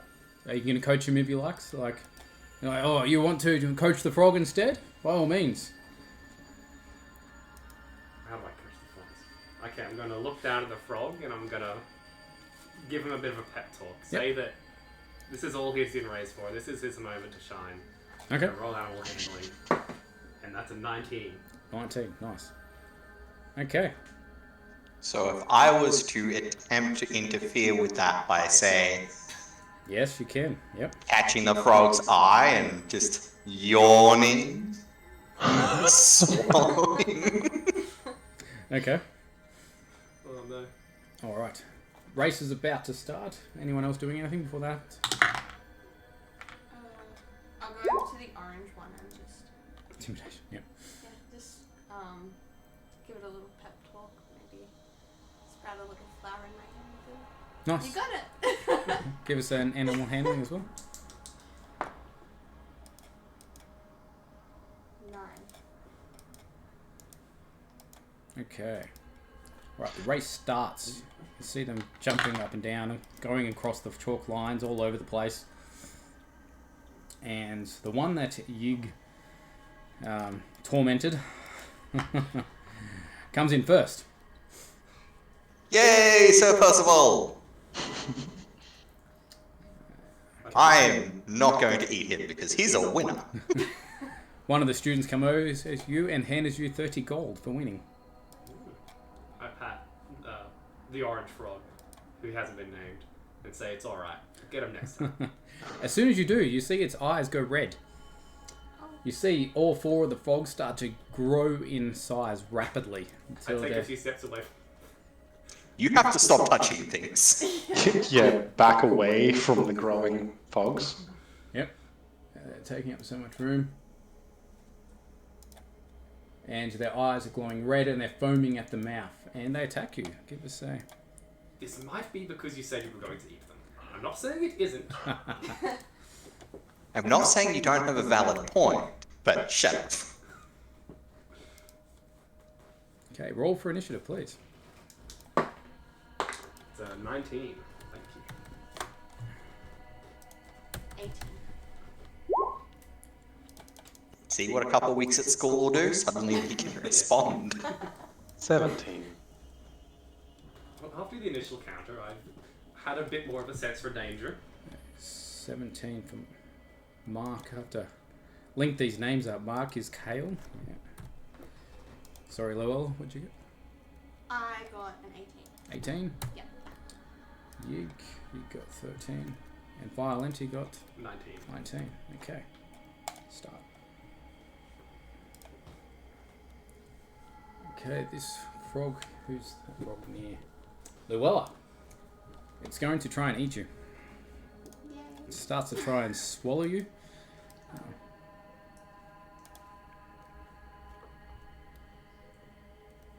21 to hit. Yep.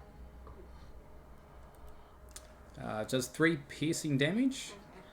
You are now grappled, Yep. and you're in its mouth. Well, that's not good. Violenti. Alright. I'm gonna take a few. We're gonna move like 15 feet to the south. Jumping over the wall. Over here. Is there a wall? Yeah, it's a wall. Okay. I'm going to shoot over the. Is it like. How tall is it? Like a full size wall or? No, about 5 feet tall. Okay. Yeah. Be able to get over that. Just a bit difficult terrain. Right, yeah. Alright. Well, then I'm going to shoot over the wall at the frog, assuming I can do that. Yep. Yep. Which one are you attacking? The one that has grappled The below wall? there. Yep. That one over there. Yep. Okay. I'm going to hit it with a magic missiles. That's a 15. 15 hits.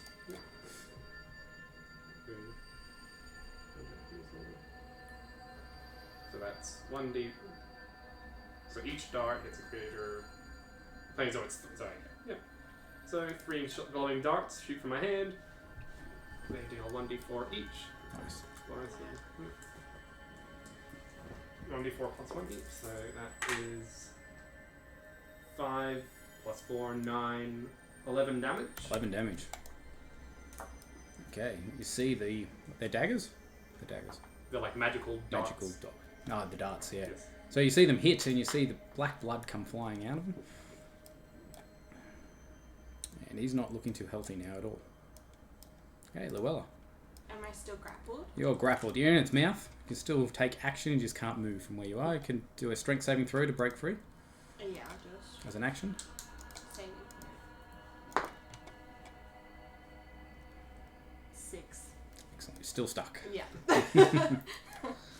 Too much saliva. Yeah. Kale.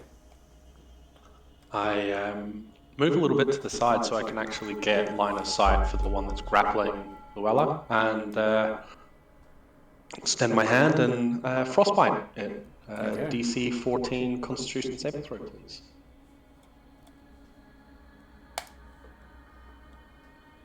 It passes. Oh, right. Okay. There's nothing then. Right. Yig. They are beefy. I am going to attempt, as stupid as it is, to use Handle Animal to convince Sir Percival that he should eat the other frogs. Okay. I want a familiar.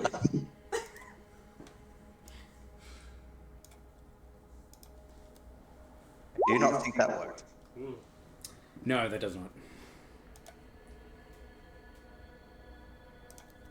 I'm just like, no, Percival. Come back to your senses. Eat the other frogs. I think that's the whole action. I don't know if I can do anything else. No, I think that's it. Just your roll. Okay, you can move if you want. Yeah. Huh. Yeah. Let's go hide behind the Minotaur. Okay, it's the giant frog's turn B. It's going to attack Wu.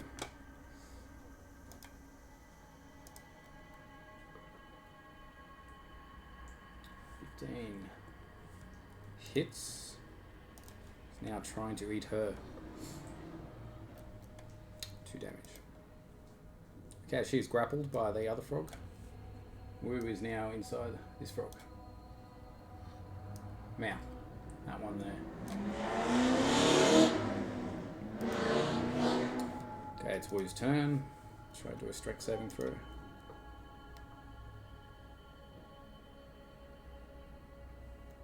And breaks free.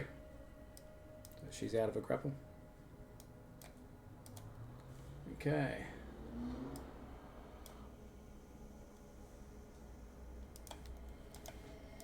This one is going to attack Yig. Trying to eat him. I mean, fair. 21 to hit. Yeah, that'll hit.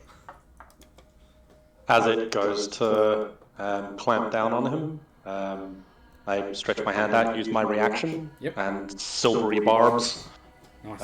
trigger around it again. Yeah, just re-roll that d20, see if you miss instead. Yep, I rolled a nat 1. Oh, Very nice. super useful. No one's around it. Okay. It is Drasmo Here's turn. He is going to attack the frog in front of him. What's Draz got? Oh, you know you get a second half to that, right? Oh yeah, good point. So I will then nominate Yig. You can have advantage on your next attack roll. Nice. Thank you. Very good. It's multi-attack with a exponential lash. Okay, +4 to attack.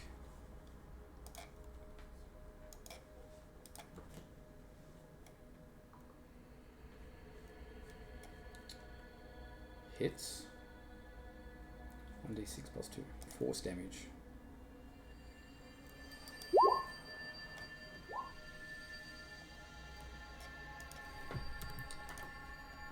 Okay, and again.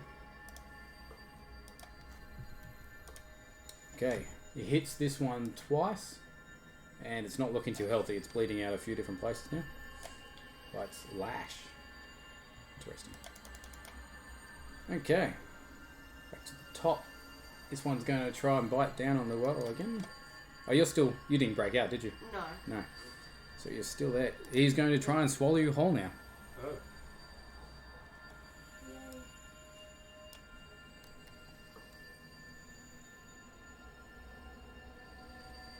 8 does not hit, I'm assuming. No. He does not succeed in swallowing you. You're struggling too much. Violenty. Kick it in the teeth. Alright.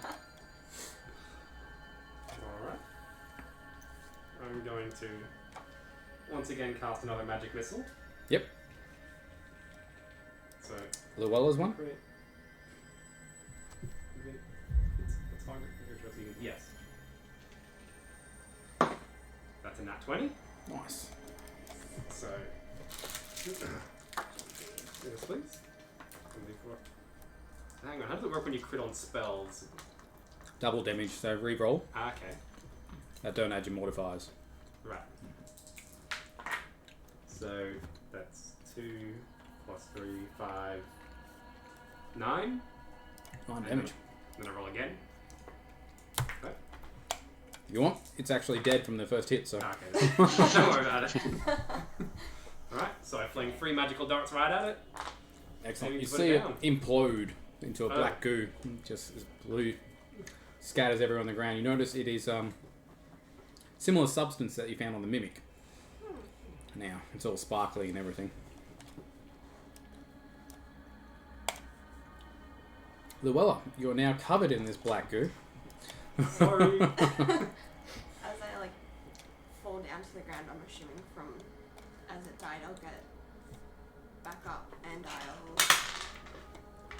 I'll move to the one down, the one down there, and Yep. I'll just try and hack at it with my sickle. 15. 15 hits. 4 points of damage. Nice. See that some black goo go flying. Kale. I move slightly so I can get a better line of sight on the one that Luella's attacking. And then grumble that frostbite didn't work, so instead I reach my hand out and nothing seems to happen for a moment, and then a ripple in the air as I try to attack its mind with Mind Sliver. So a intelligence saving throw DC 14, please. Intelligence. Oof.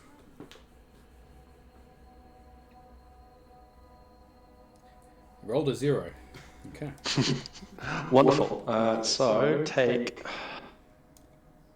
3 points of damage, and the next time that it needs to do a saving throw, subtract 4 from that saving throw. Okay. Can do. Alright. Yig.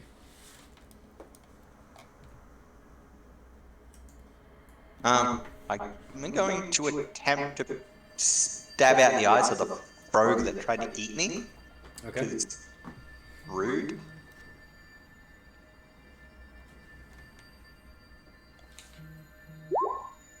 Sorry, I'm still getting used to how to display things on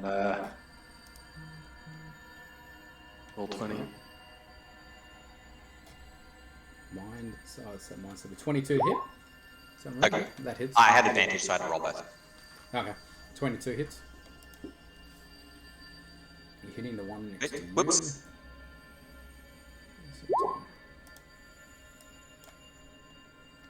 Okay. How do you kill it? Hang on, I gotta roll damage. Oh, it's dead. No matter what you do, it's dead. You targeting the eyes? Yeah, I want to pop one out and eat it at the same time. Okay. Get all that black gooey shit just dripping out of my mouth and just like. Yeah. You see Was the, that the black hurtful? goo come pouring out of your mouth as you do. There's one with who was the last frog that came last? Because that's the one I'm going for next. Would have been the one you're eating. Yep.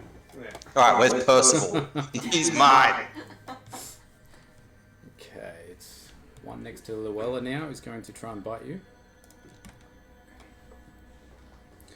And Vale's with a 6, I believe. Yeah. Okay, one next to Nora is going to try and bite her again. Vale's. And that one was dead. Okay. Nora's turn and Draz. Nora, what does Nora has an elemental strike, +4 to hit.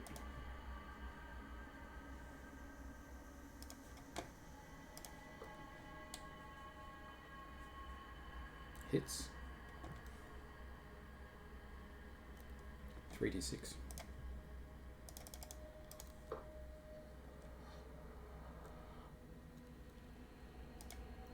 That was on the BC one.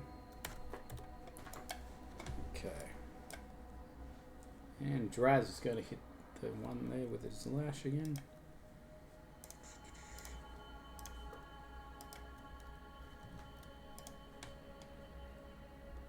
Okay, back to the top with Violenti. Alright. Going to target the one next to Luella there. Mm-hmm. And hit it with a. And try and hit it with a flame bolt. Firebolt.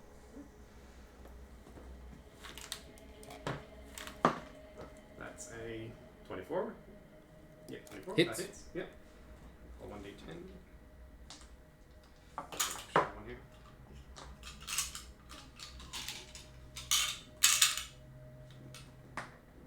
And that is a 2. 2.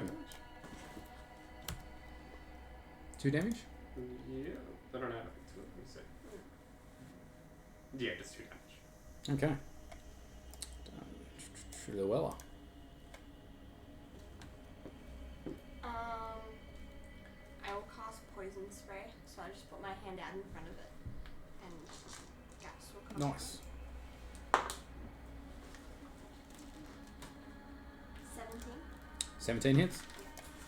And then I think a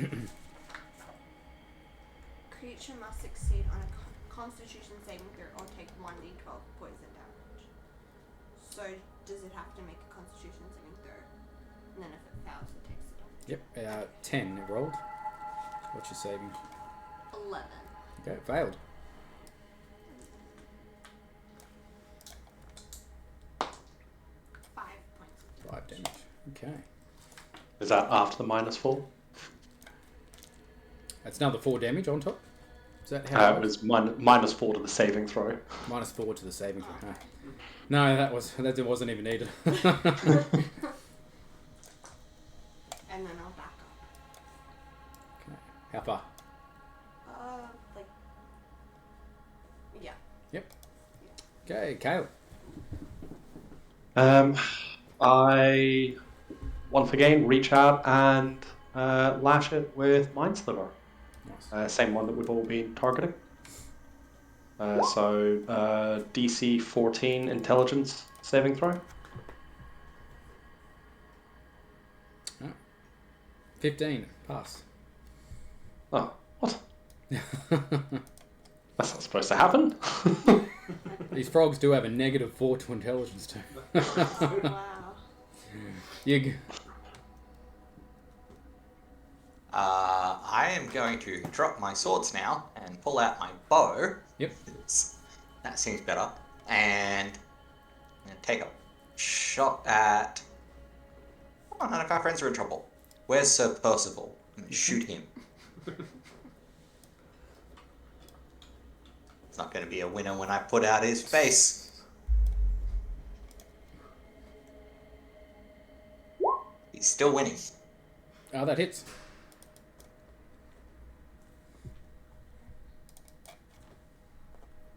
Big damage. How do you kill it? I think, out of respect, I'm going to aim for Percival's little heart chambers and just punch it with the fletching. I'm going to see if I can pin him to one of the chairs. Okay. Once again, it implodes as soon as it dies. So, pinned it to the chair and implodes all over the chair. I am not cleaning this up, guys. That's what goblins are for. This one's going for Violenti. Yeah. It's going to try and bite you. 18 to hit. Yeah. As it tries to lash out, I Yeah. wrap it in silvery barbs and distract it again. Reroll. 14 Roll to the hit. attack roll. What do you hit? Yes, I think that hits. Yes, it does. Okay. It's 7 piercing damage and you're grappled. Alright, unconscious again. It's your turn. Death saving roll, please. Alright, death saving roll. It's the first one of the night. That's not too bad. Failure? That's a fail. Yes. Luella. I will cast Good Brew and go over to. Force feeding him. So can you force feed me while I'm inside, or am I just like hanging out my head there? Yeah. You're gonna become addicted to these good berries. Yeah. Oh, that is a 7. 7. Alright, so Nice. I wake up 7 hit points. initially full of relief that I'm awake, then I realize I'm still in a frog's mouth. Okay. Kayla. I move back my full 30 feet and once again try to do some damage with Mind Sliver. Mm-hmm. Ripples around it. DC 14 intelligence. Fail. Take 6 damage. Psychic damage. Okay. Takes the psychic damage and implodes. Excellent. And You all get covers the joy of watching its skull implode. Violenti gets covered in the black goo as well. Alright. And combat. Immediately cast Prestidigitation with its cleaning effect. Yep. It's quite a handy little cantrip, that one. Yeah. If anyone else needs a bit of a cleaning, Well, I did feed you Good Brews again. well, so. yes, I suppose I have to help you out. I don't know about Yig though. I think he prefers it this way. So I cast Prestidigitation on Luella and the chair. As you finish, you see the bartender come out from behind the bar. It's like, oh, looks like I'm cleaning this up, am I? Very well. Seems Looks to like happen drinks are on too you much. for the next week.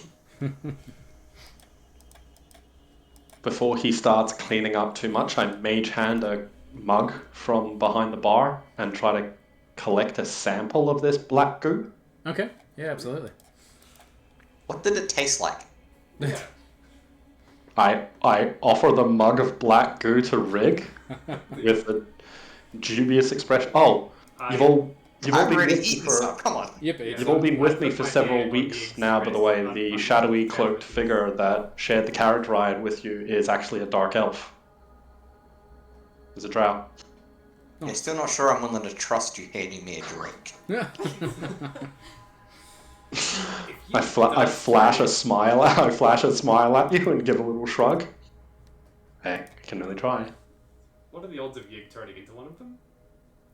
Yeah, I ate an eyeball. That's why I was asking.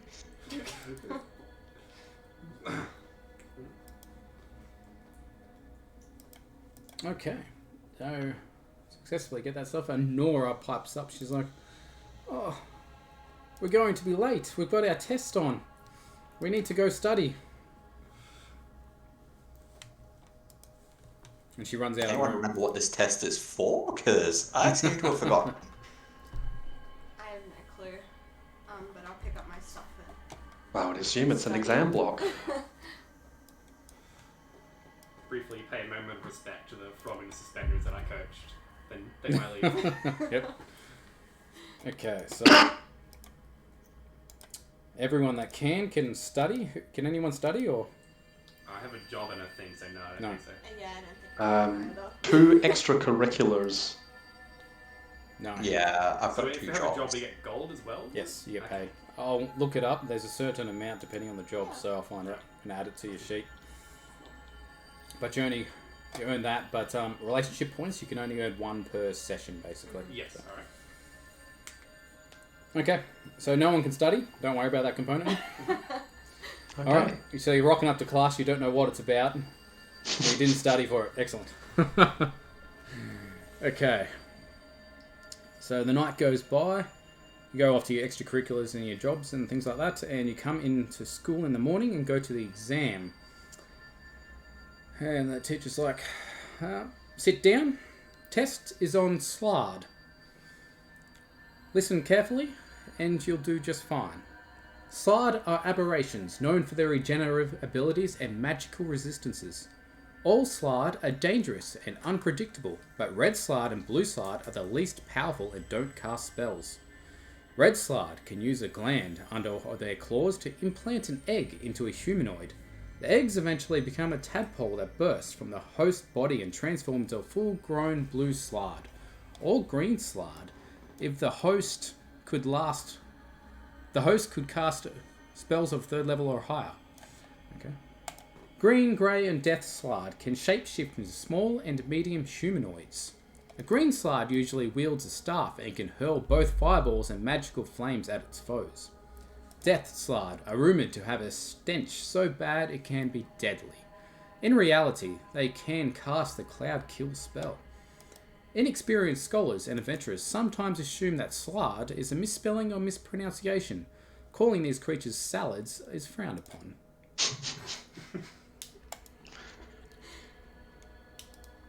Okay. First question on your sheet of exam paper. Correct multiple choice answers to answer about red, blue, green, grey, or death slide requires a Arcana check, please. Everyone roll Arcana. It's an 8. It's a fail. That's a fail for you. That's a pass for Kale. 16. That is a pass for Luella. Okay. And so you get 2 bonuses to an Arcana check, a D4. A D4. Write that down. Now, I'll put it onto your report card, but you can chuck that on there.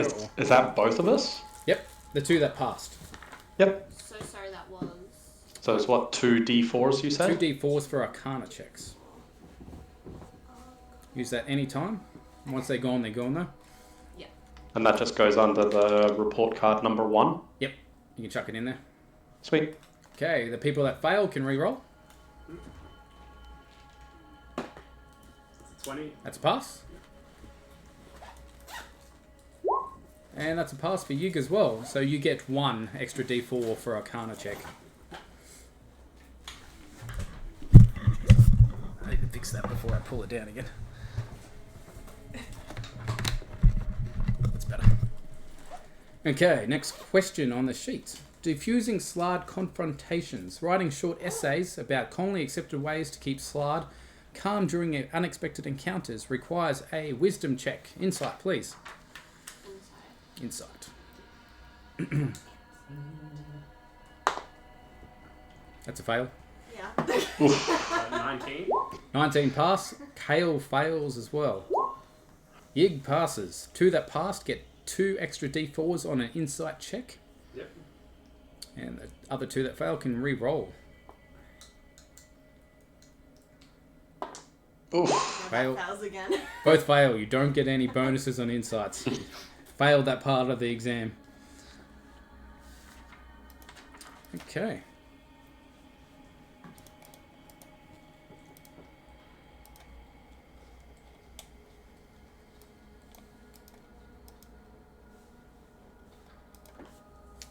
Okay, that's the end of that section.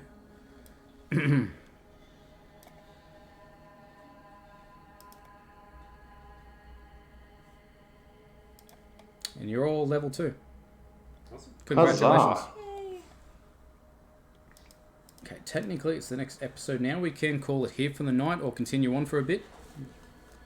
Up to you guys. It is 8:30. It is a bit early. Went really well. You guys cleared that episode pretty quickly. Good. I only died twice. Yeah. Once per encounter. That's a good record so far. Better than the other group. They nearly all wiped on the mimic, so... Oh, wow. A lot of damage. As soon as If you don't control it, it can just Yeah. kill you all there. I'm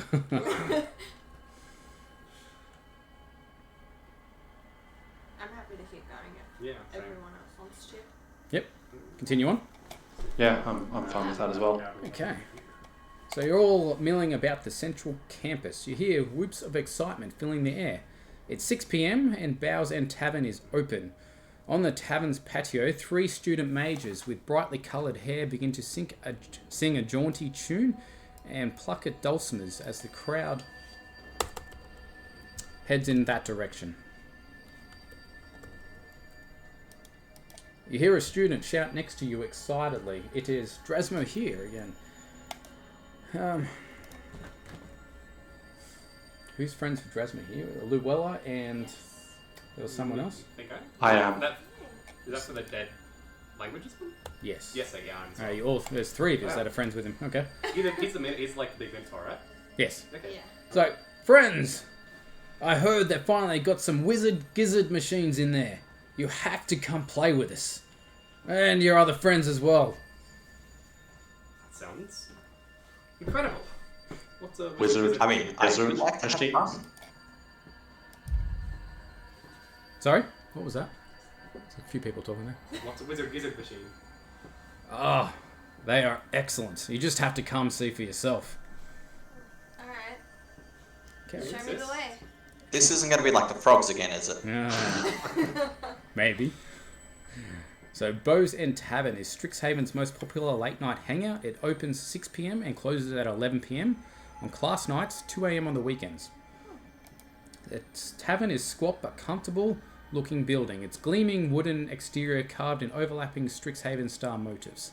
The interior is dim and cozy, if loud, featuring rich mahogany floors and well-known worn furniture of oak and black leather.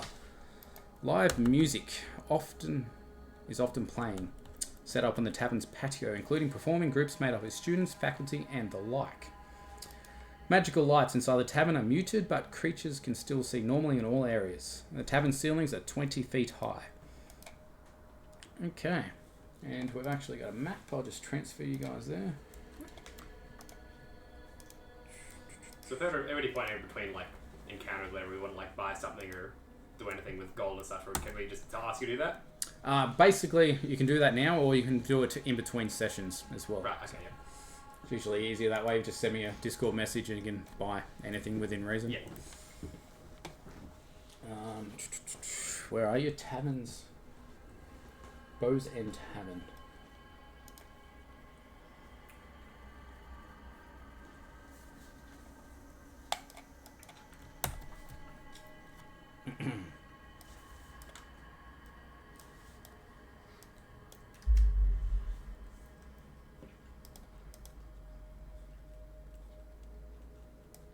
Okay, changing the Roll20 map. Bow's End Tavern.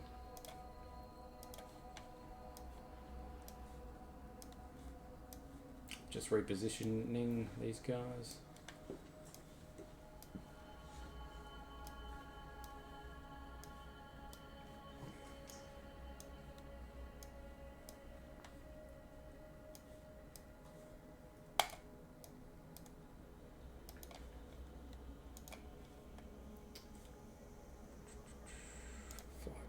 Need to copy one more person.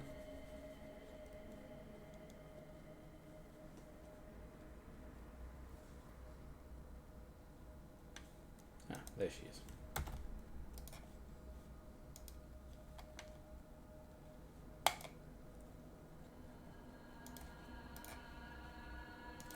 Okay, you guys can see that? Yep. Mm-hmm.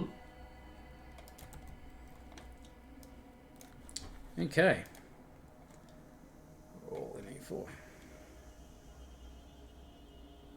Wizard Gizzard. Okay. Along one side of the tavern's main dining room, the tables and chairs have been shifted to create a large rectangular open space on the south side of this space. A single table stands flush against the wall. On it are a few strange-looking boxes with funnels protruding from them at an angle. 20 feet opposite the table, a small bucket rests on the floor. The devices on the table are called Wizard Gizzards. Instructors use them to help student mages practice their aim with magical rays. When a character strikes the top of a Wizard Gizzard, it shoots a spear made of magic out of the attached funnel. The sphere dissipates whether it touches anything, a ray or creature, a hand surface, for example. These minor magic items have a short lifespan, and as they age, they begin to emit loud clucking noises. When they shoot their spears, students joke that the spears begin to look like gizzards, hence their name. Every term, students collect cast-off wizard gizzards that have grown too unpredictable for classrooms use, and then use the wizard gizzards in the game of the same name. This night at the Bow's Tavern is the first event of such for this term, and enthusiasm is running high. And playing the game. You can participate in the following ways. You can either play the game, encourage a participant, or heckle a participant. The rules are simple. Lob a spear from the wizard gizzard and have the spear land inside the bucket on the floor. The game takes 1 minute to play. The characters who land the most spears in the bucket wins the game.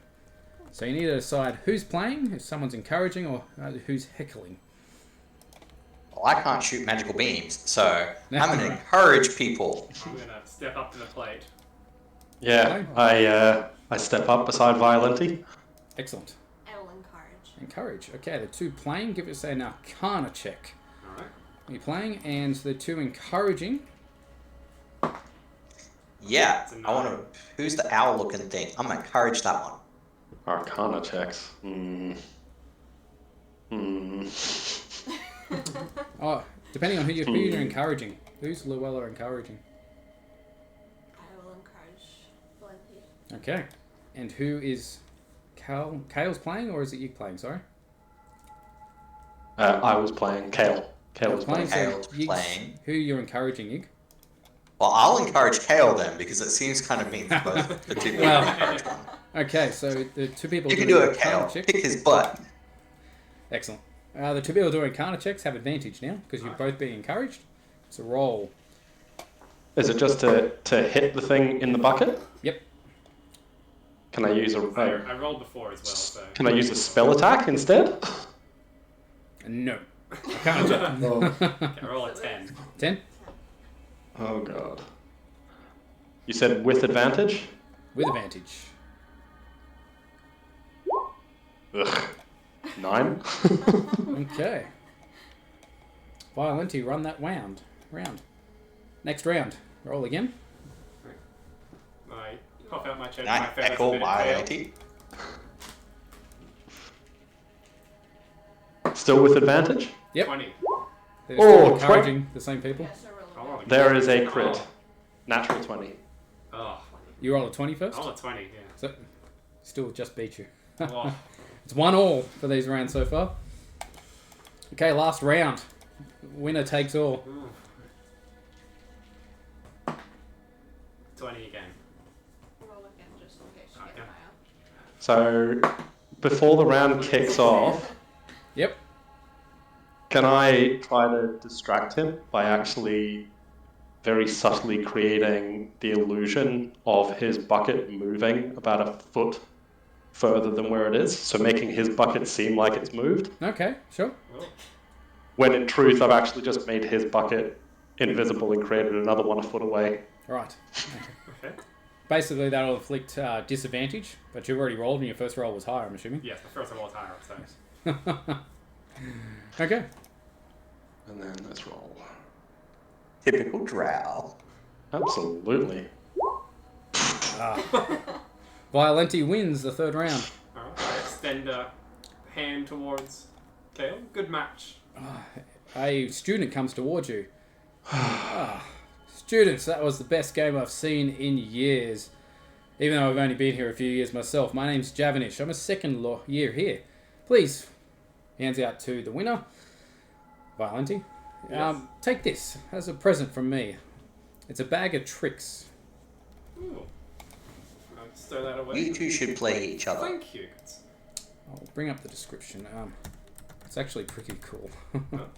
Remember, it's a grey bag of tricks. There wouldn't happen to be a champion challenge at this game, would there? Or you'd have to come back next week for that. I believe they're organising something for that. That's tool. Okay, I shared to Discord what it does. Can add this item on D&D Beyond too, I believe.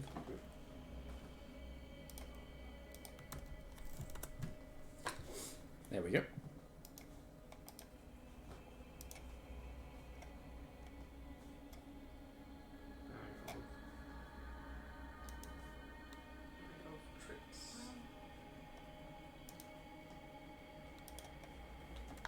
Ooh, that sounds quite good. That's sensational. Yeah, that's.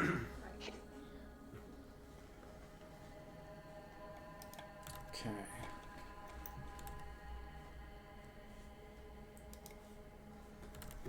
Okay. Panic shouting erupts from the tavern's kitchen. Chef Curti, her braided hair flapping wildly, emerges at a run, shouting and waving her arms. The steam! It's too spicy, she cries. It's trying to kill us! Someone, help, please! I look at Violenti and just go, oh, what did you touch now? Nothing, I think. I'll run straight into the kitchen and see what it is. Excellent. Because it sounds interesting. The tavern is so busy that most of the patrons don't immediately notice Curti's panic. Tog Tusktooth does. He's the bodyguard in the area, basically. What would it be called? Bouncer? The area. But he's momentarily overwhelmed by all those students' overflow seating who have noticed and are trying to get away from the kitchen. You have a clear path to the kitchen. You all run in, I'm assuming? Yeah. Yeah. Excellent. I'm just gonna fly in because that seems easier. Okay. Yeah. I'm not going to charge in. I'll let you get in front.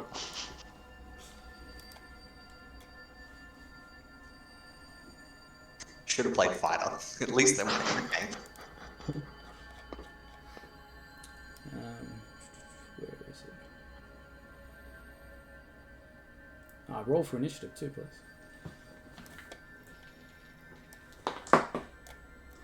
Nat 1. Me too! 15. Wow. Nat 20! It's a 3 for me in total.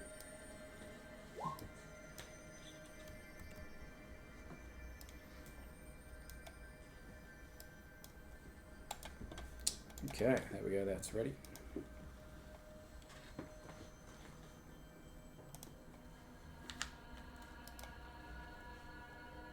You guys warm enough? I notice it's getting a bit colder in here.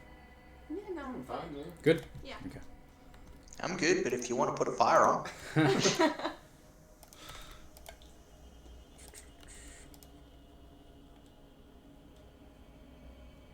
Alright, that's ready. You said we were level 2 now as well, didn't you? Correct. Cool. You guys can initiate that while we're still going, sure. Okay, initiatives. Let me put that in. 5 for Yig. That's annoying. You guys aren't there for some reason. I'm there, there's a steamy blob in front of me. Yeah, my D&D Beyond didn't have you guys in there. That's just trying to reset it now. That's okay, I'm gonna drink it.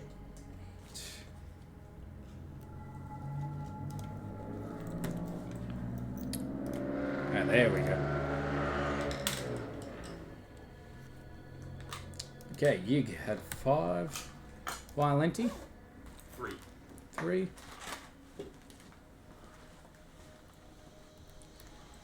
Luella, 15.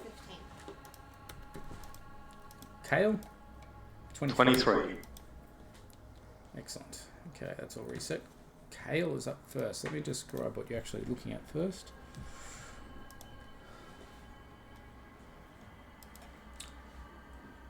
You do find, when you enter the room, you see Nora Ann unconscious on the ground at the back of the kitchen, while 4 steam mephits fly around the cauldrons.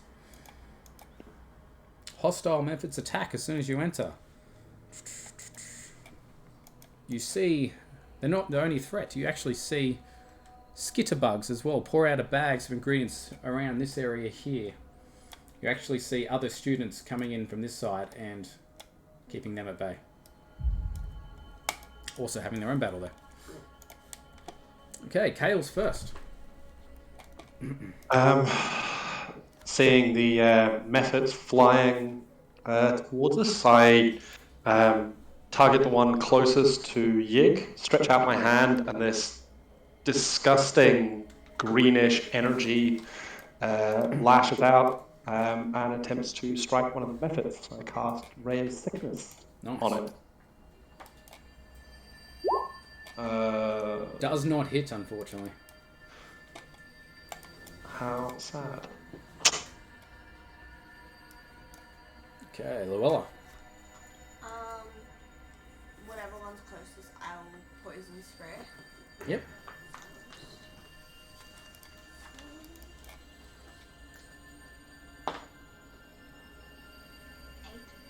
8 does not hit. Yeah, no. You guys have to readjust. These things are quite small. Your rays are going over them. There you go. Okay, it's now what? Steam. Well, we know Kale's got no chance of hitting them then. He can't aim a ray. This one's attacking Yig Dang it. See what you did? with its steam claws. 7 to hit. That doesn't hit, does it? No, my armor is 15. Okay, I have this it set on the little tab things. I figured out how to set those. Nice. This one's attacking Luella for 17. Yep, that hits. See its steam claws come slashing out at you for 4 slashing damage and 1 fire damage. Okay. This one is going to do a 15 foot, which gets all of you. Can you all make a dexterity saving throw, please?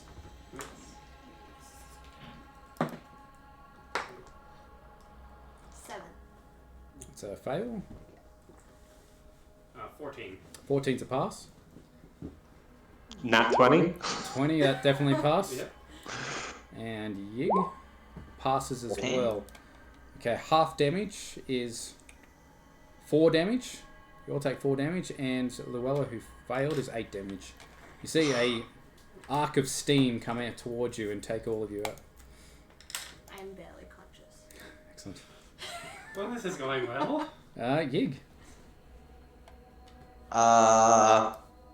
Alright. So, I'm going to take this little 5-foot step, I think it is, and just move here.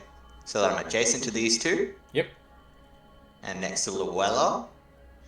And then I'm going to start clawing at them and flapping my wings and then attempt to whack one with my sword.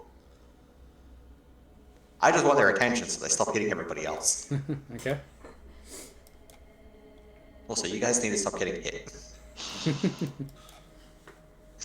Luella, do not get hit by the nat one. 7. Roll for damage.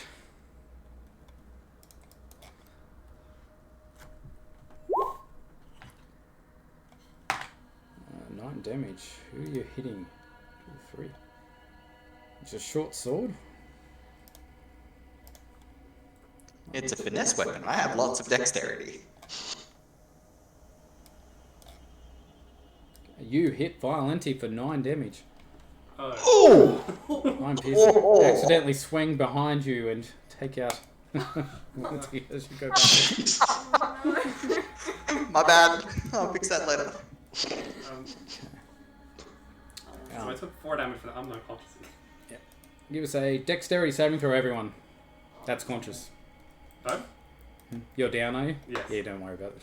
It won't hit you. That's a 6.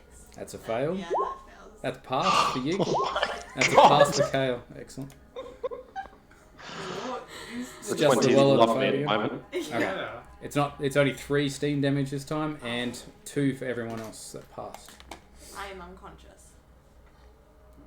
Okay, Violenti, give us a death saving roll, please.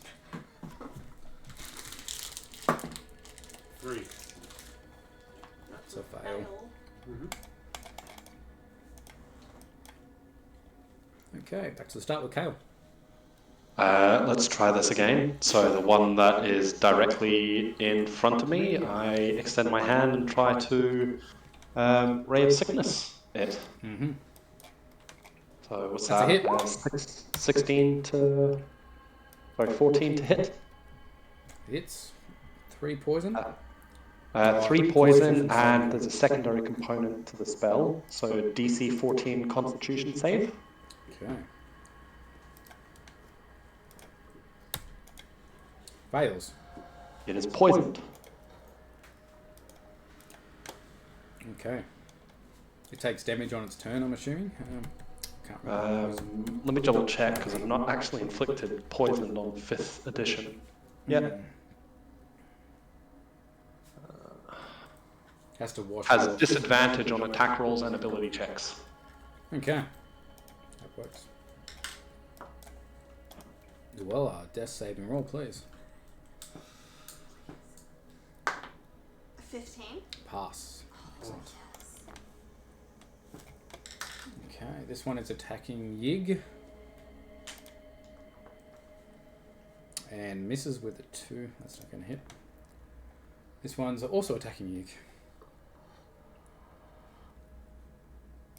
My plan is working. With a 5, does not hit either. This one will attack Yig, that's also in front.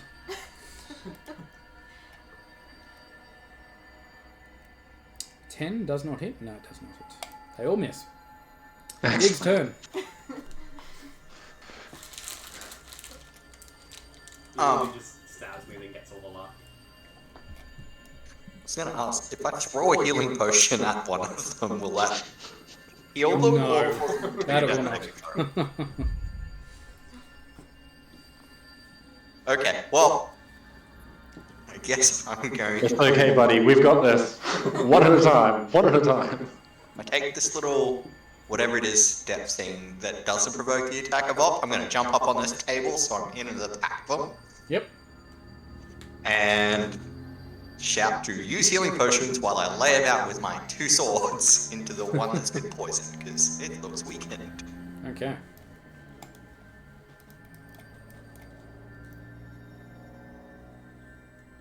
Hits.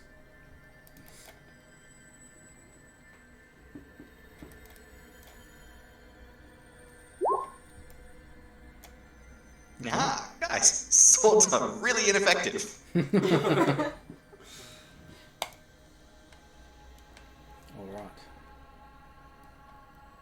This one's turn. It's going to attack Yig again. 17 to hit. Yeah, that'll get me. As it looks like it's going to hit Yig. Yep. Reaction and silvery barbs on it. So reroll, please. Yep. It doesn't hit on it the second one. Violenti, death saving roll, please. Ooh, you get to give someone an advantage on an attack roll, ability check, or a saving throw. It's a pass. Yeah, have the attack bonus, mate. Not have much. I'll take care of Violenti next turn. Okay, you notice the other students are actually beating back these, and the cook is beating back the, what I like, skitterbugs. Okay. Chaldea. You gave us all healing potions right at the beginning of the game. I whipped mine out, kneeled beside Violenti, and force feed him a healing draft. Nice. Right. What's that deal again? I think it's a 2D plus 2, is it, or something? Is it on there, or? I didn't actually note it on my character sheet yet. I can quickly find out. 2D4 plus 2, they are. Thank you. And as a so after I pour the potion down his throat, as a bonus action, the shadows in the room kind of turn odd and seem to rush into Kale, and I stand, my eyes flicker black a little bit. Okay. Just converted some sorcery points into additional spells. Right, that sounded more ominous than it was. Yeah. I was getting real worried for a moment. Okay. Luella then. Death saving roll. You got 1 pass so far, I think, is it? That's a fail. Yeah. 2. That's 2 fails. Okay. No, I have 1 success, 1. 1 success, 1 fail. Yeah. Okay. That's not that as bad. Okay, this one's attacking Yep. Yep, 15 armor class, don't you? Yes, 21 to hit. that'll hit. As it moves into strike, I use my reaction to burn my last spell and make you reroll. Okay, and he failed on his reroll. Yep. Next one's attacking Yep. Does not hit. Third one's attacking Yep.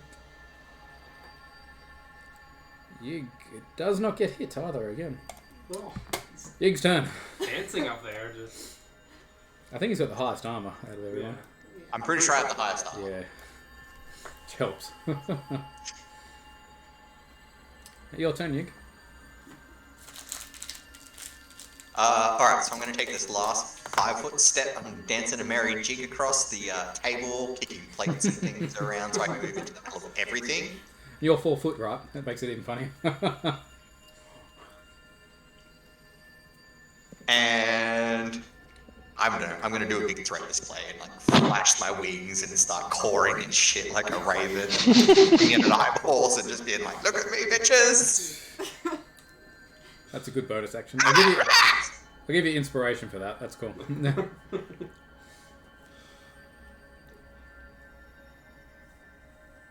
That hits. Which one are you attacking? The weaker one? The weakened one. I just want to make sure I'm in amongst everything, so if they start busting steam bolts, they hit each other. Excellent. Even though your swords don't really hit anything when they hit steam, it does die. How does it die?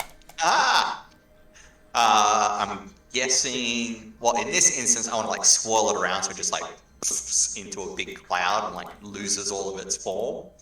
Nice. And then, as a cool thing, has a little heart that fades, like a love heart thing, just like. Alright. Okay. So Steam's turn is going to attack you as well.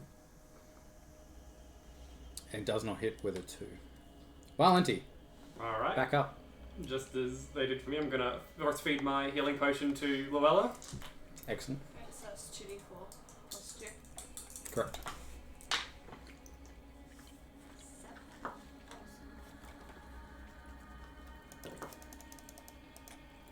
7. Next.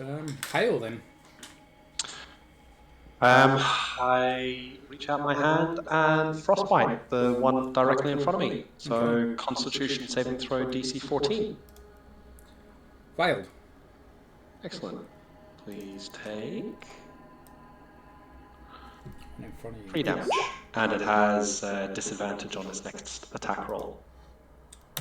Done. Okay. Luella, back up. I will move forward and just try and sickle him. Mm-hmm. 6 does not hit. No, I'm Does still not. daisy from Yeah. waking up, Nearly so dying. I can't quite hit properly. Okay. This one's attacking you. And fails. So everyone keeps calling me Yip. It's with a G. Yig. This one's attacking Yig as well. Does not hit. And it has disadvantage to that one, so it definitely failed. Roll again, just in case. Okay. Yig, your turn.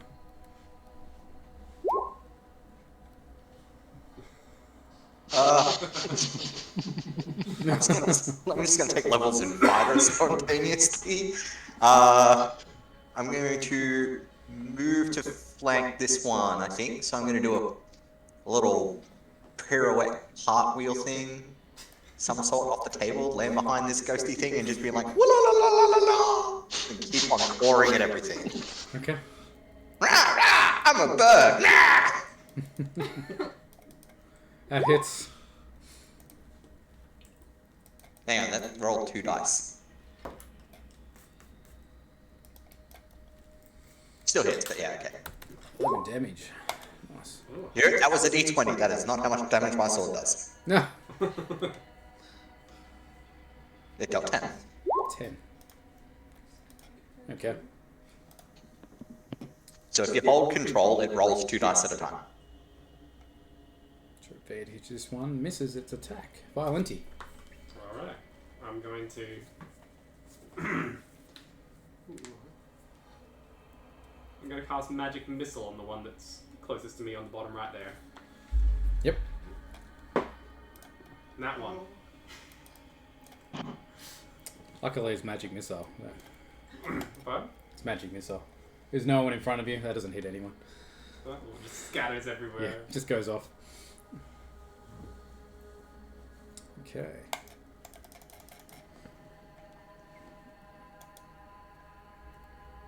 Kale, back to the start. So the one that's still directly in front of me, once again, try to blast it with frostbite. Yep. So DC 14 Constitution saving throw, please.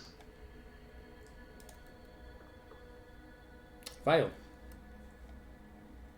Takes 6 points of frost damage. And disadvantage on its next attack. Jeez, okay. Done. Luella. I will try again to poison spray it. Is that gonna hit me? Did not think about No. that. 12. Hits. So that's a. It does not hit you though, because his armor class is high, luckily. Okay, so that's a Constitution saving throw Constitution. of 11. Fails. 1d12. 6 points of damage. Okay. This one's attacking Yig. Miss.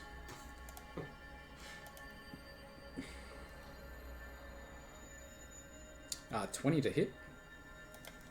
Okay, I look at him, stand out my hand and cast shield, which gives him +5 to AC. Nice, it does not hit now. Thank you. Okay, Yig. So glad somebody else has some defensive spells. How heavy does this table look? I'm trying to figure out if I could flip the table to put a barrier up for the next time these two steam. Very, And then it's I wanna connected in the table. So I'm going to flip the table and then I'm going to stab the one that just got poison sprayed. Okay. Do I have to make a check to flip the table or? Give us a dexterity roll. It's not that heavy. That's not really a strength, but see if you accurately flip it. That it does not. It rolls forward slightly and then comes back and lands back where it was. Well, it was going to look cool if it worked. 25 hits. Which one were you hitting? The one in front of you? 13. Yeah, the one next to me. Yeah, so I got 13. 25. Sorry, I was holding control. Okay, it implodes in a puff of steam. We're doing it, guys. We're getting there. This one's attacking Yig. And does not hit. Violenti. Alright, I once more throw out another. Trying again the magic missile towards the one closest to me. Yep. It's a 8. 8 does not hit. I am just all over the place spraying Craig at this point, but As long as your shield spell works, it's all good. Kale. Yet again, lashing out with the one to the one in front of me with frostbite. So DC 14 saving throw. Constitution saving throw. Constitution. That's a fail. And it takes 2 points of frost damage and has disadvantage on attack rolls. Okay. Which one was that one? This one or? The one straight in front of me. Yep. Okay. Done. Luella. I will throw my dagger across the table to the one that just got hit. Yep. Rolls. 17. Hits. Yeah. oh, I forgot about 3 points of damage. 3 points. Okay, this one's attacking Yip. Yig. I'm going to get a statue built with my character name. I was role playing the Yip thing and now it's stuck in my head. 8 does not hit. Yip is just my nickname. Yeah. We'll be known around school as Yip now. Yig's turn.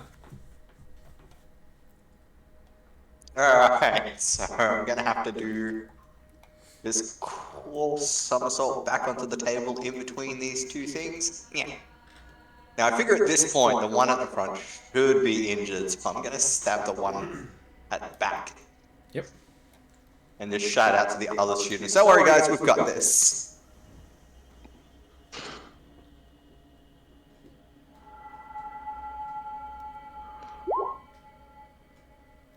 $22 hits. 8 damage. Okay. See a lot of its steam dissipate, so there's not much left of that one. It's its turn and it's attacking Yig. 3 is not going to hit. Violently. Alright, I reach into my little grey bag of tricks that I just remembered I received earlier. Nice. I've been unconscious, so don't blame me. Give a D8 there. I think I know. Alright, so I What are we throw out saying? a little ball of puff that lands on the ground. Yep. And suddenly a panther appears. Nice. Nice. Where was that hiding? In my bag of tricks. And you didn't think to get it out earlier. I was unconscious.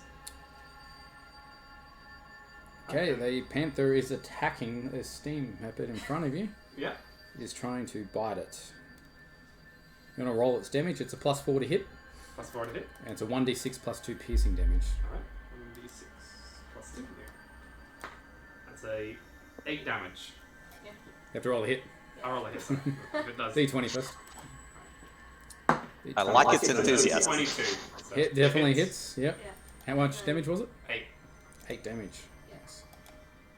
Which one? You're hitting the one in front of you? Okay. It looks the same. A lot of the steam dissipated. It's not looking too healthy. Okay. To the start. Kale. Same as always. I reach out my hand and blast it with Frostbite. Yep. DC 14 Constitution saving throw, please. It failed. Take 2 points of frost damage. Okay, you see it implode, or explode in this case, with steam. Who was next to it? Yig and Luella need to make a dexterity saving throw.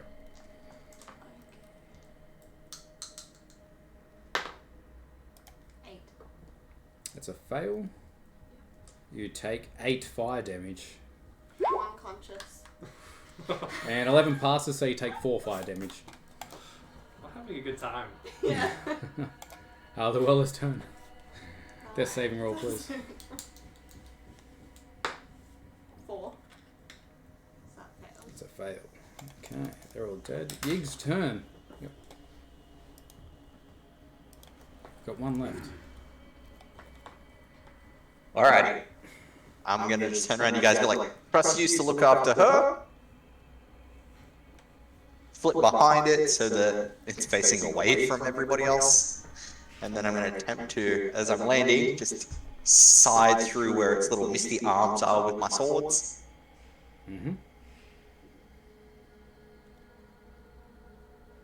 Hits.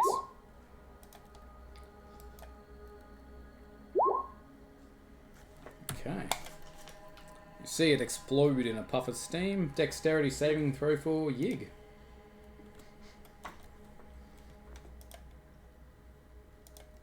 That's a pass. You take 3 fire damage. And that's end combat. You notice the other side, they've finished killing the skitterbugs. You see a lot of black blood coming out of those ones, though. I'm going to go check on Luella. Do you have a healing potion? First aid? I mean, I have one, so you can always Oh, yeah. scrummage through my shit. Alright. I'll do that then. Knowing that we all have healing potions from our orientation, they have come in handy. I look to the Violentee, mentioning that, oh, we've all got healing potions after everything. Like, some of us have one healing potion less now. You see... Well, And I hold out my hand, expectantly. I reluctantly give him the healing potion. Aww. I'd have given him the plushie, is exactly what I'm going to say. While I go and check on our unconscious companion. Save my life. How is she doing? Yeah. I've taken the healing potion on. Oh, okay, you're cool. Several Yeah. near-death Excellent. experiences in the past few months. I would like that to stop. You see Tolk, the bouncer, basically, turns up and he's just grunting and he just hands out a healing potion to each of you. So, Where were you? I'm tired of this happening. I couldn't get through. Too many people running around like lunatics. Well, I mean, to be fair, there were two people standing in the doorway the whole time. To be fair. I was up against the wall. Just so we're clear there. Fair. Sorry, I was surrounded by steam and doing all the work. Yes, good All the work. I got stabbed at a lot. By the way, thank you for all of the saving spells. Do they have that black ooze before? Or they were just steam? Not on the Steam methods, Yeah. no. I didn't Just think Steam. so. He's the Tolk goes, bloody Curty. She's always experimenting in this kitchen. Because every other day something goes hectic around here. Always cleaning up a mess. So, oops, this too is loud, she's over not there. unusual? No. The skitter bugs are. Haven't seen them before. The Steam methods, yes. I'll walk over to the skitter bugs Yeah. to notice the black goo again. That you do. There's an oily black substance all over them. I think the third time is the time where we start complaining. Yeah, I feel like we really gotta talk to. I'm guessing an alchemy professor, because this is starting to get a bit. To be fair, we learned this time it wasn't my fault. I didn't touch it. Did we learn that though? Well, I mean, this was steam. This was steam. This time, you could have just walked inside, brushed your face against a cloud of steam, and bang, we're in this mess again. But the steam didn't drop any black goo. No, this was the skitter bugs. Where did the steam come into it? That came from the professor. According to the bodyguard, she made them, and the skitter bugs rocked up. Okay. Yep. So, have you been hanging around the gardens lately? Gardens. I don't know, isn't that where bugs come from? Well, not these kind. Well, I don't know anything about these kind of bugs. Maybe we should actually get this black goo analyzed by someone. That sounds like a good idea. Yeah, I'll pick up a vial of the black goo and try to see if I can know where these creatures would come from or anything. Yep. Do I make a check for that? Thinking an Arcana check or?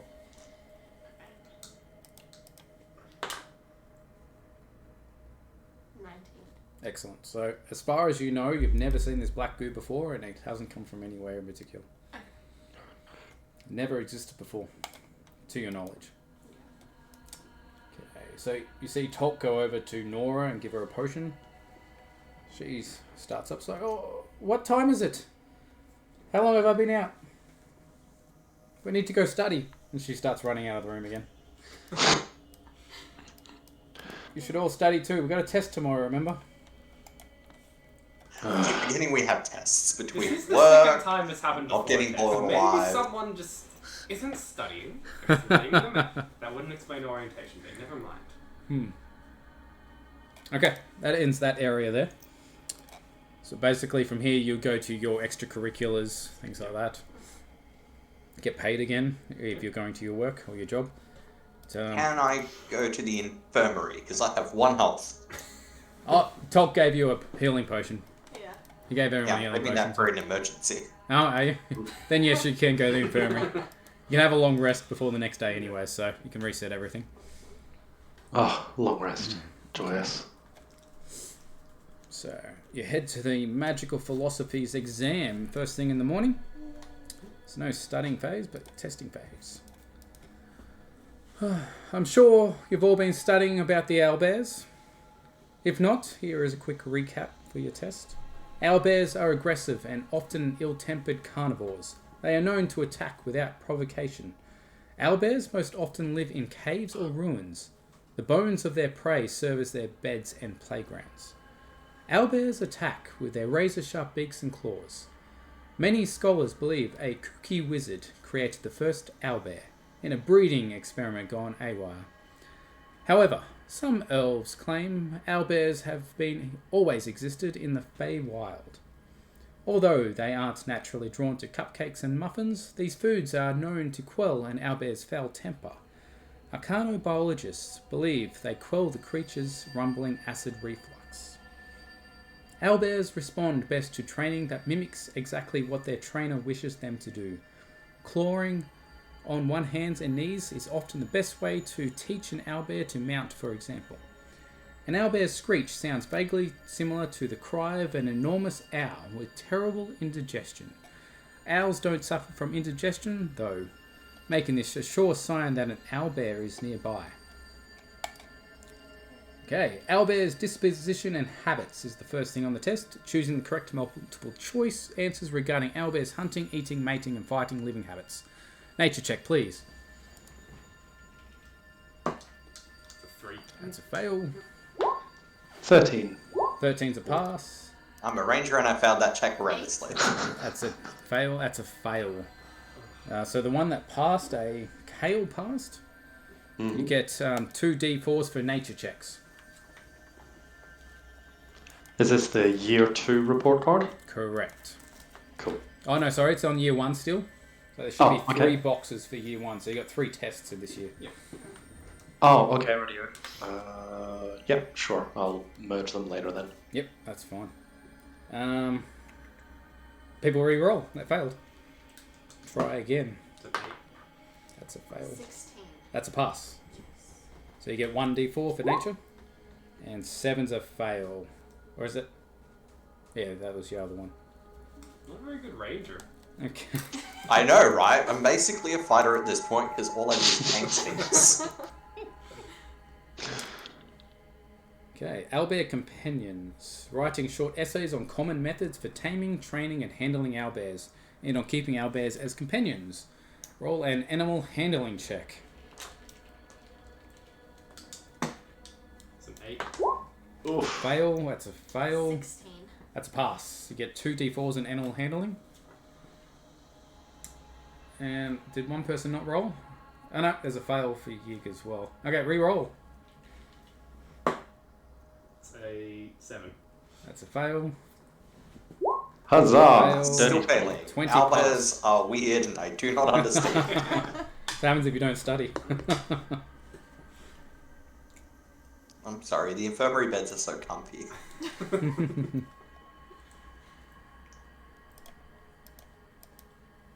Okay.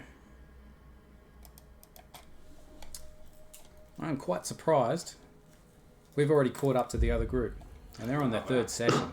Jeez. You guys did quite well getting through everything that quick. Yeah, that's the end of episode 2. Awesome. Oh, wow. Okay. Wow.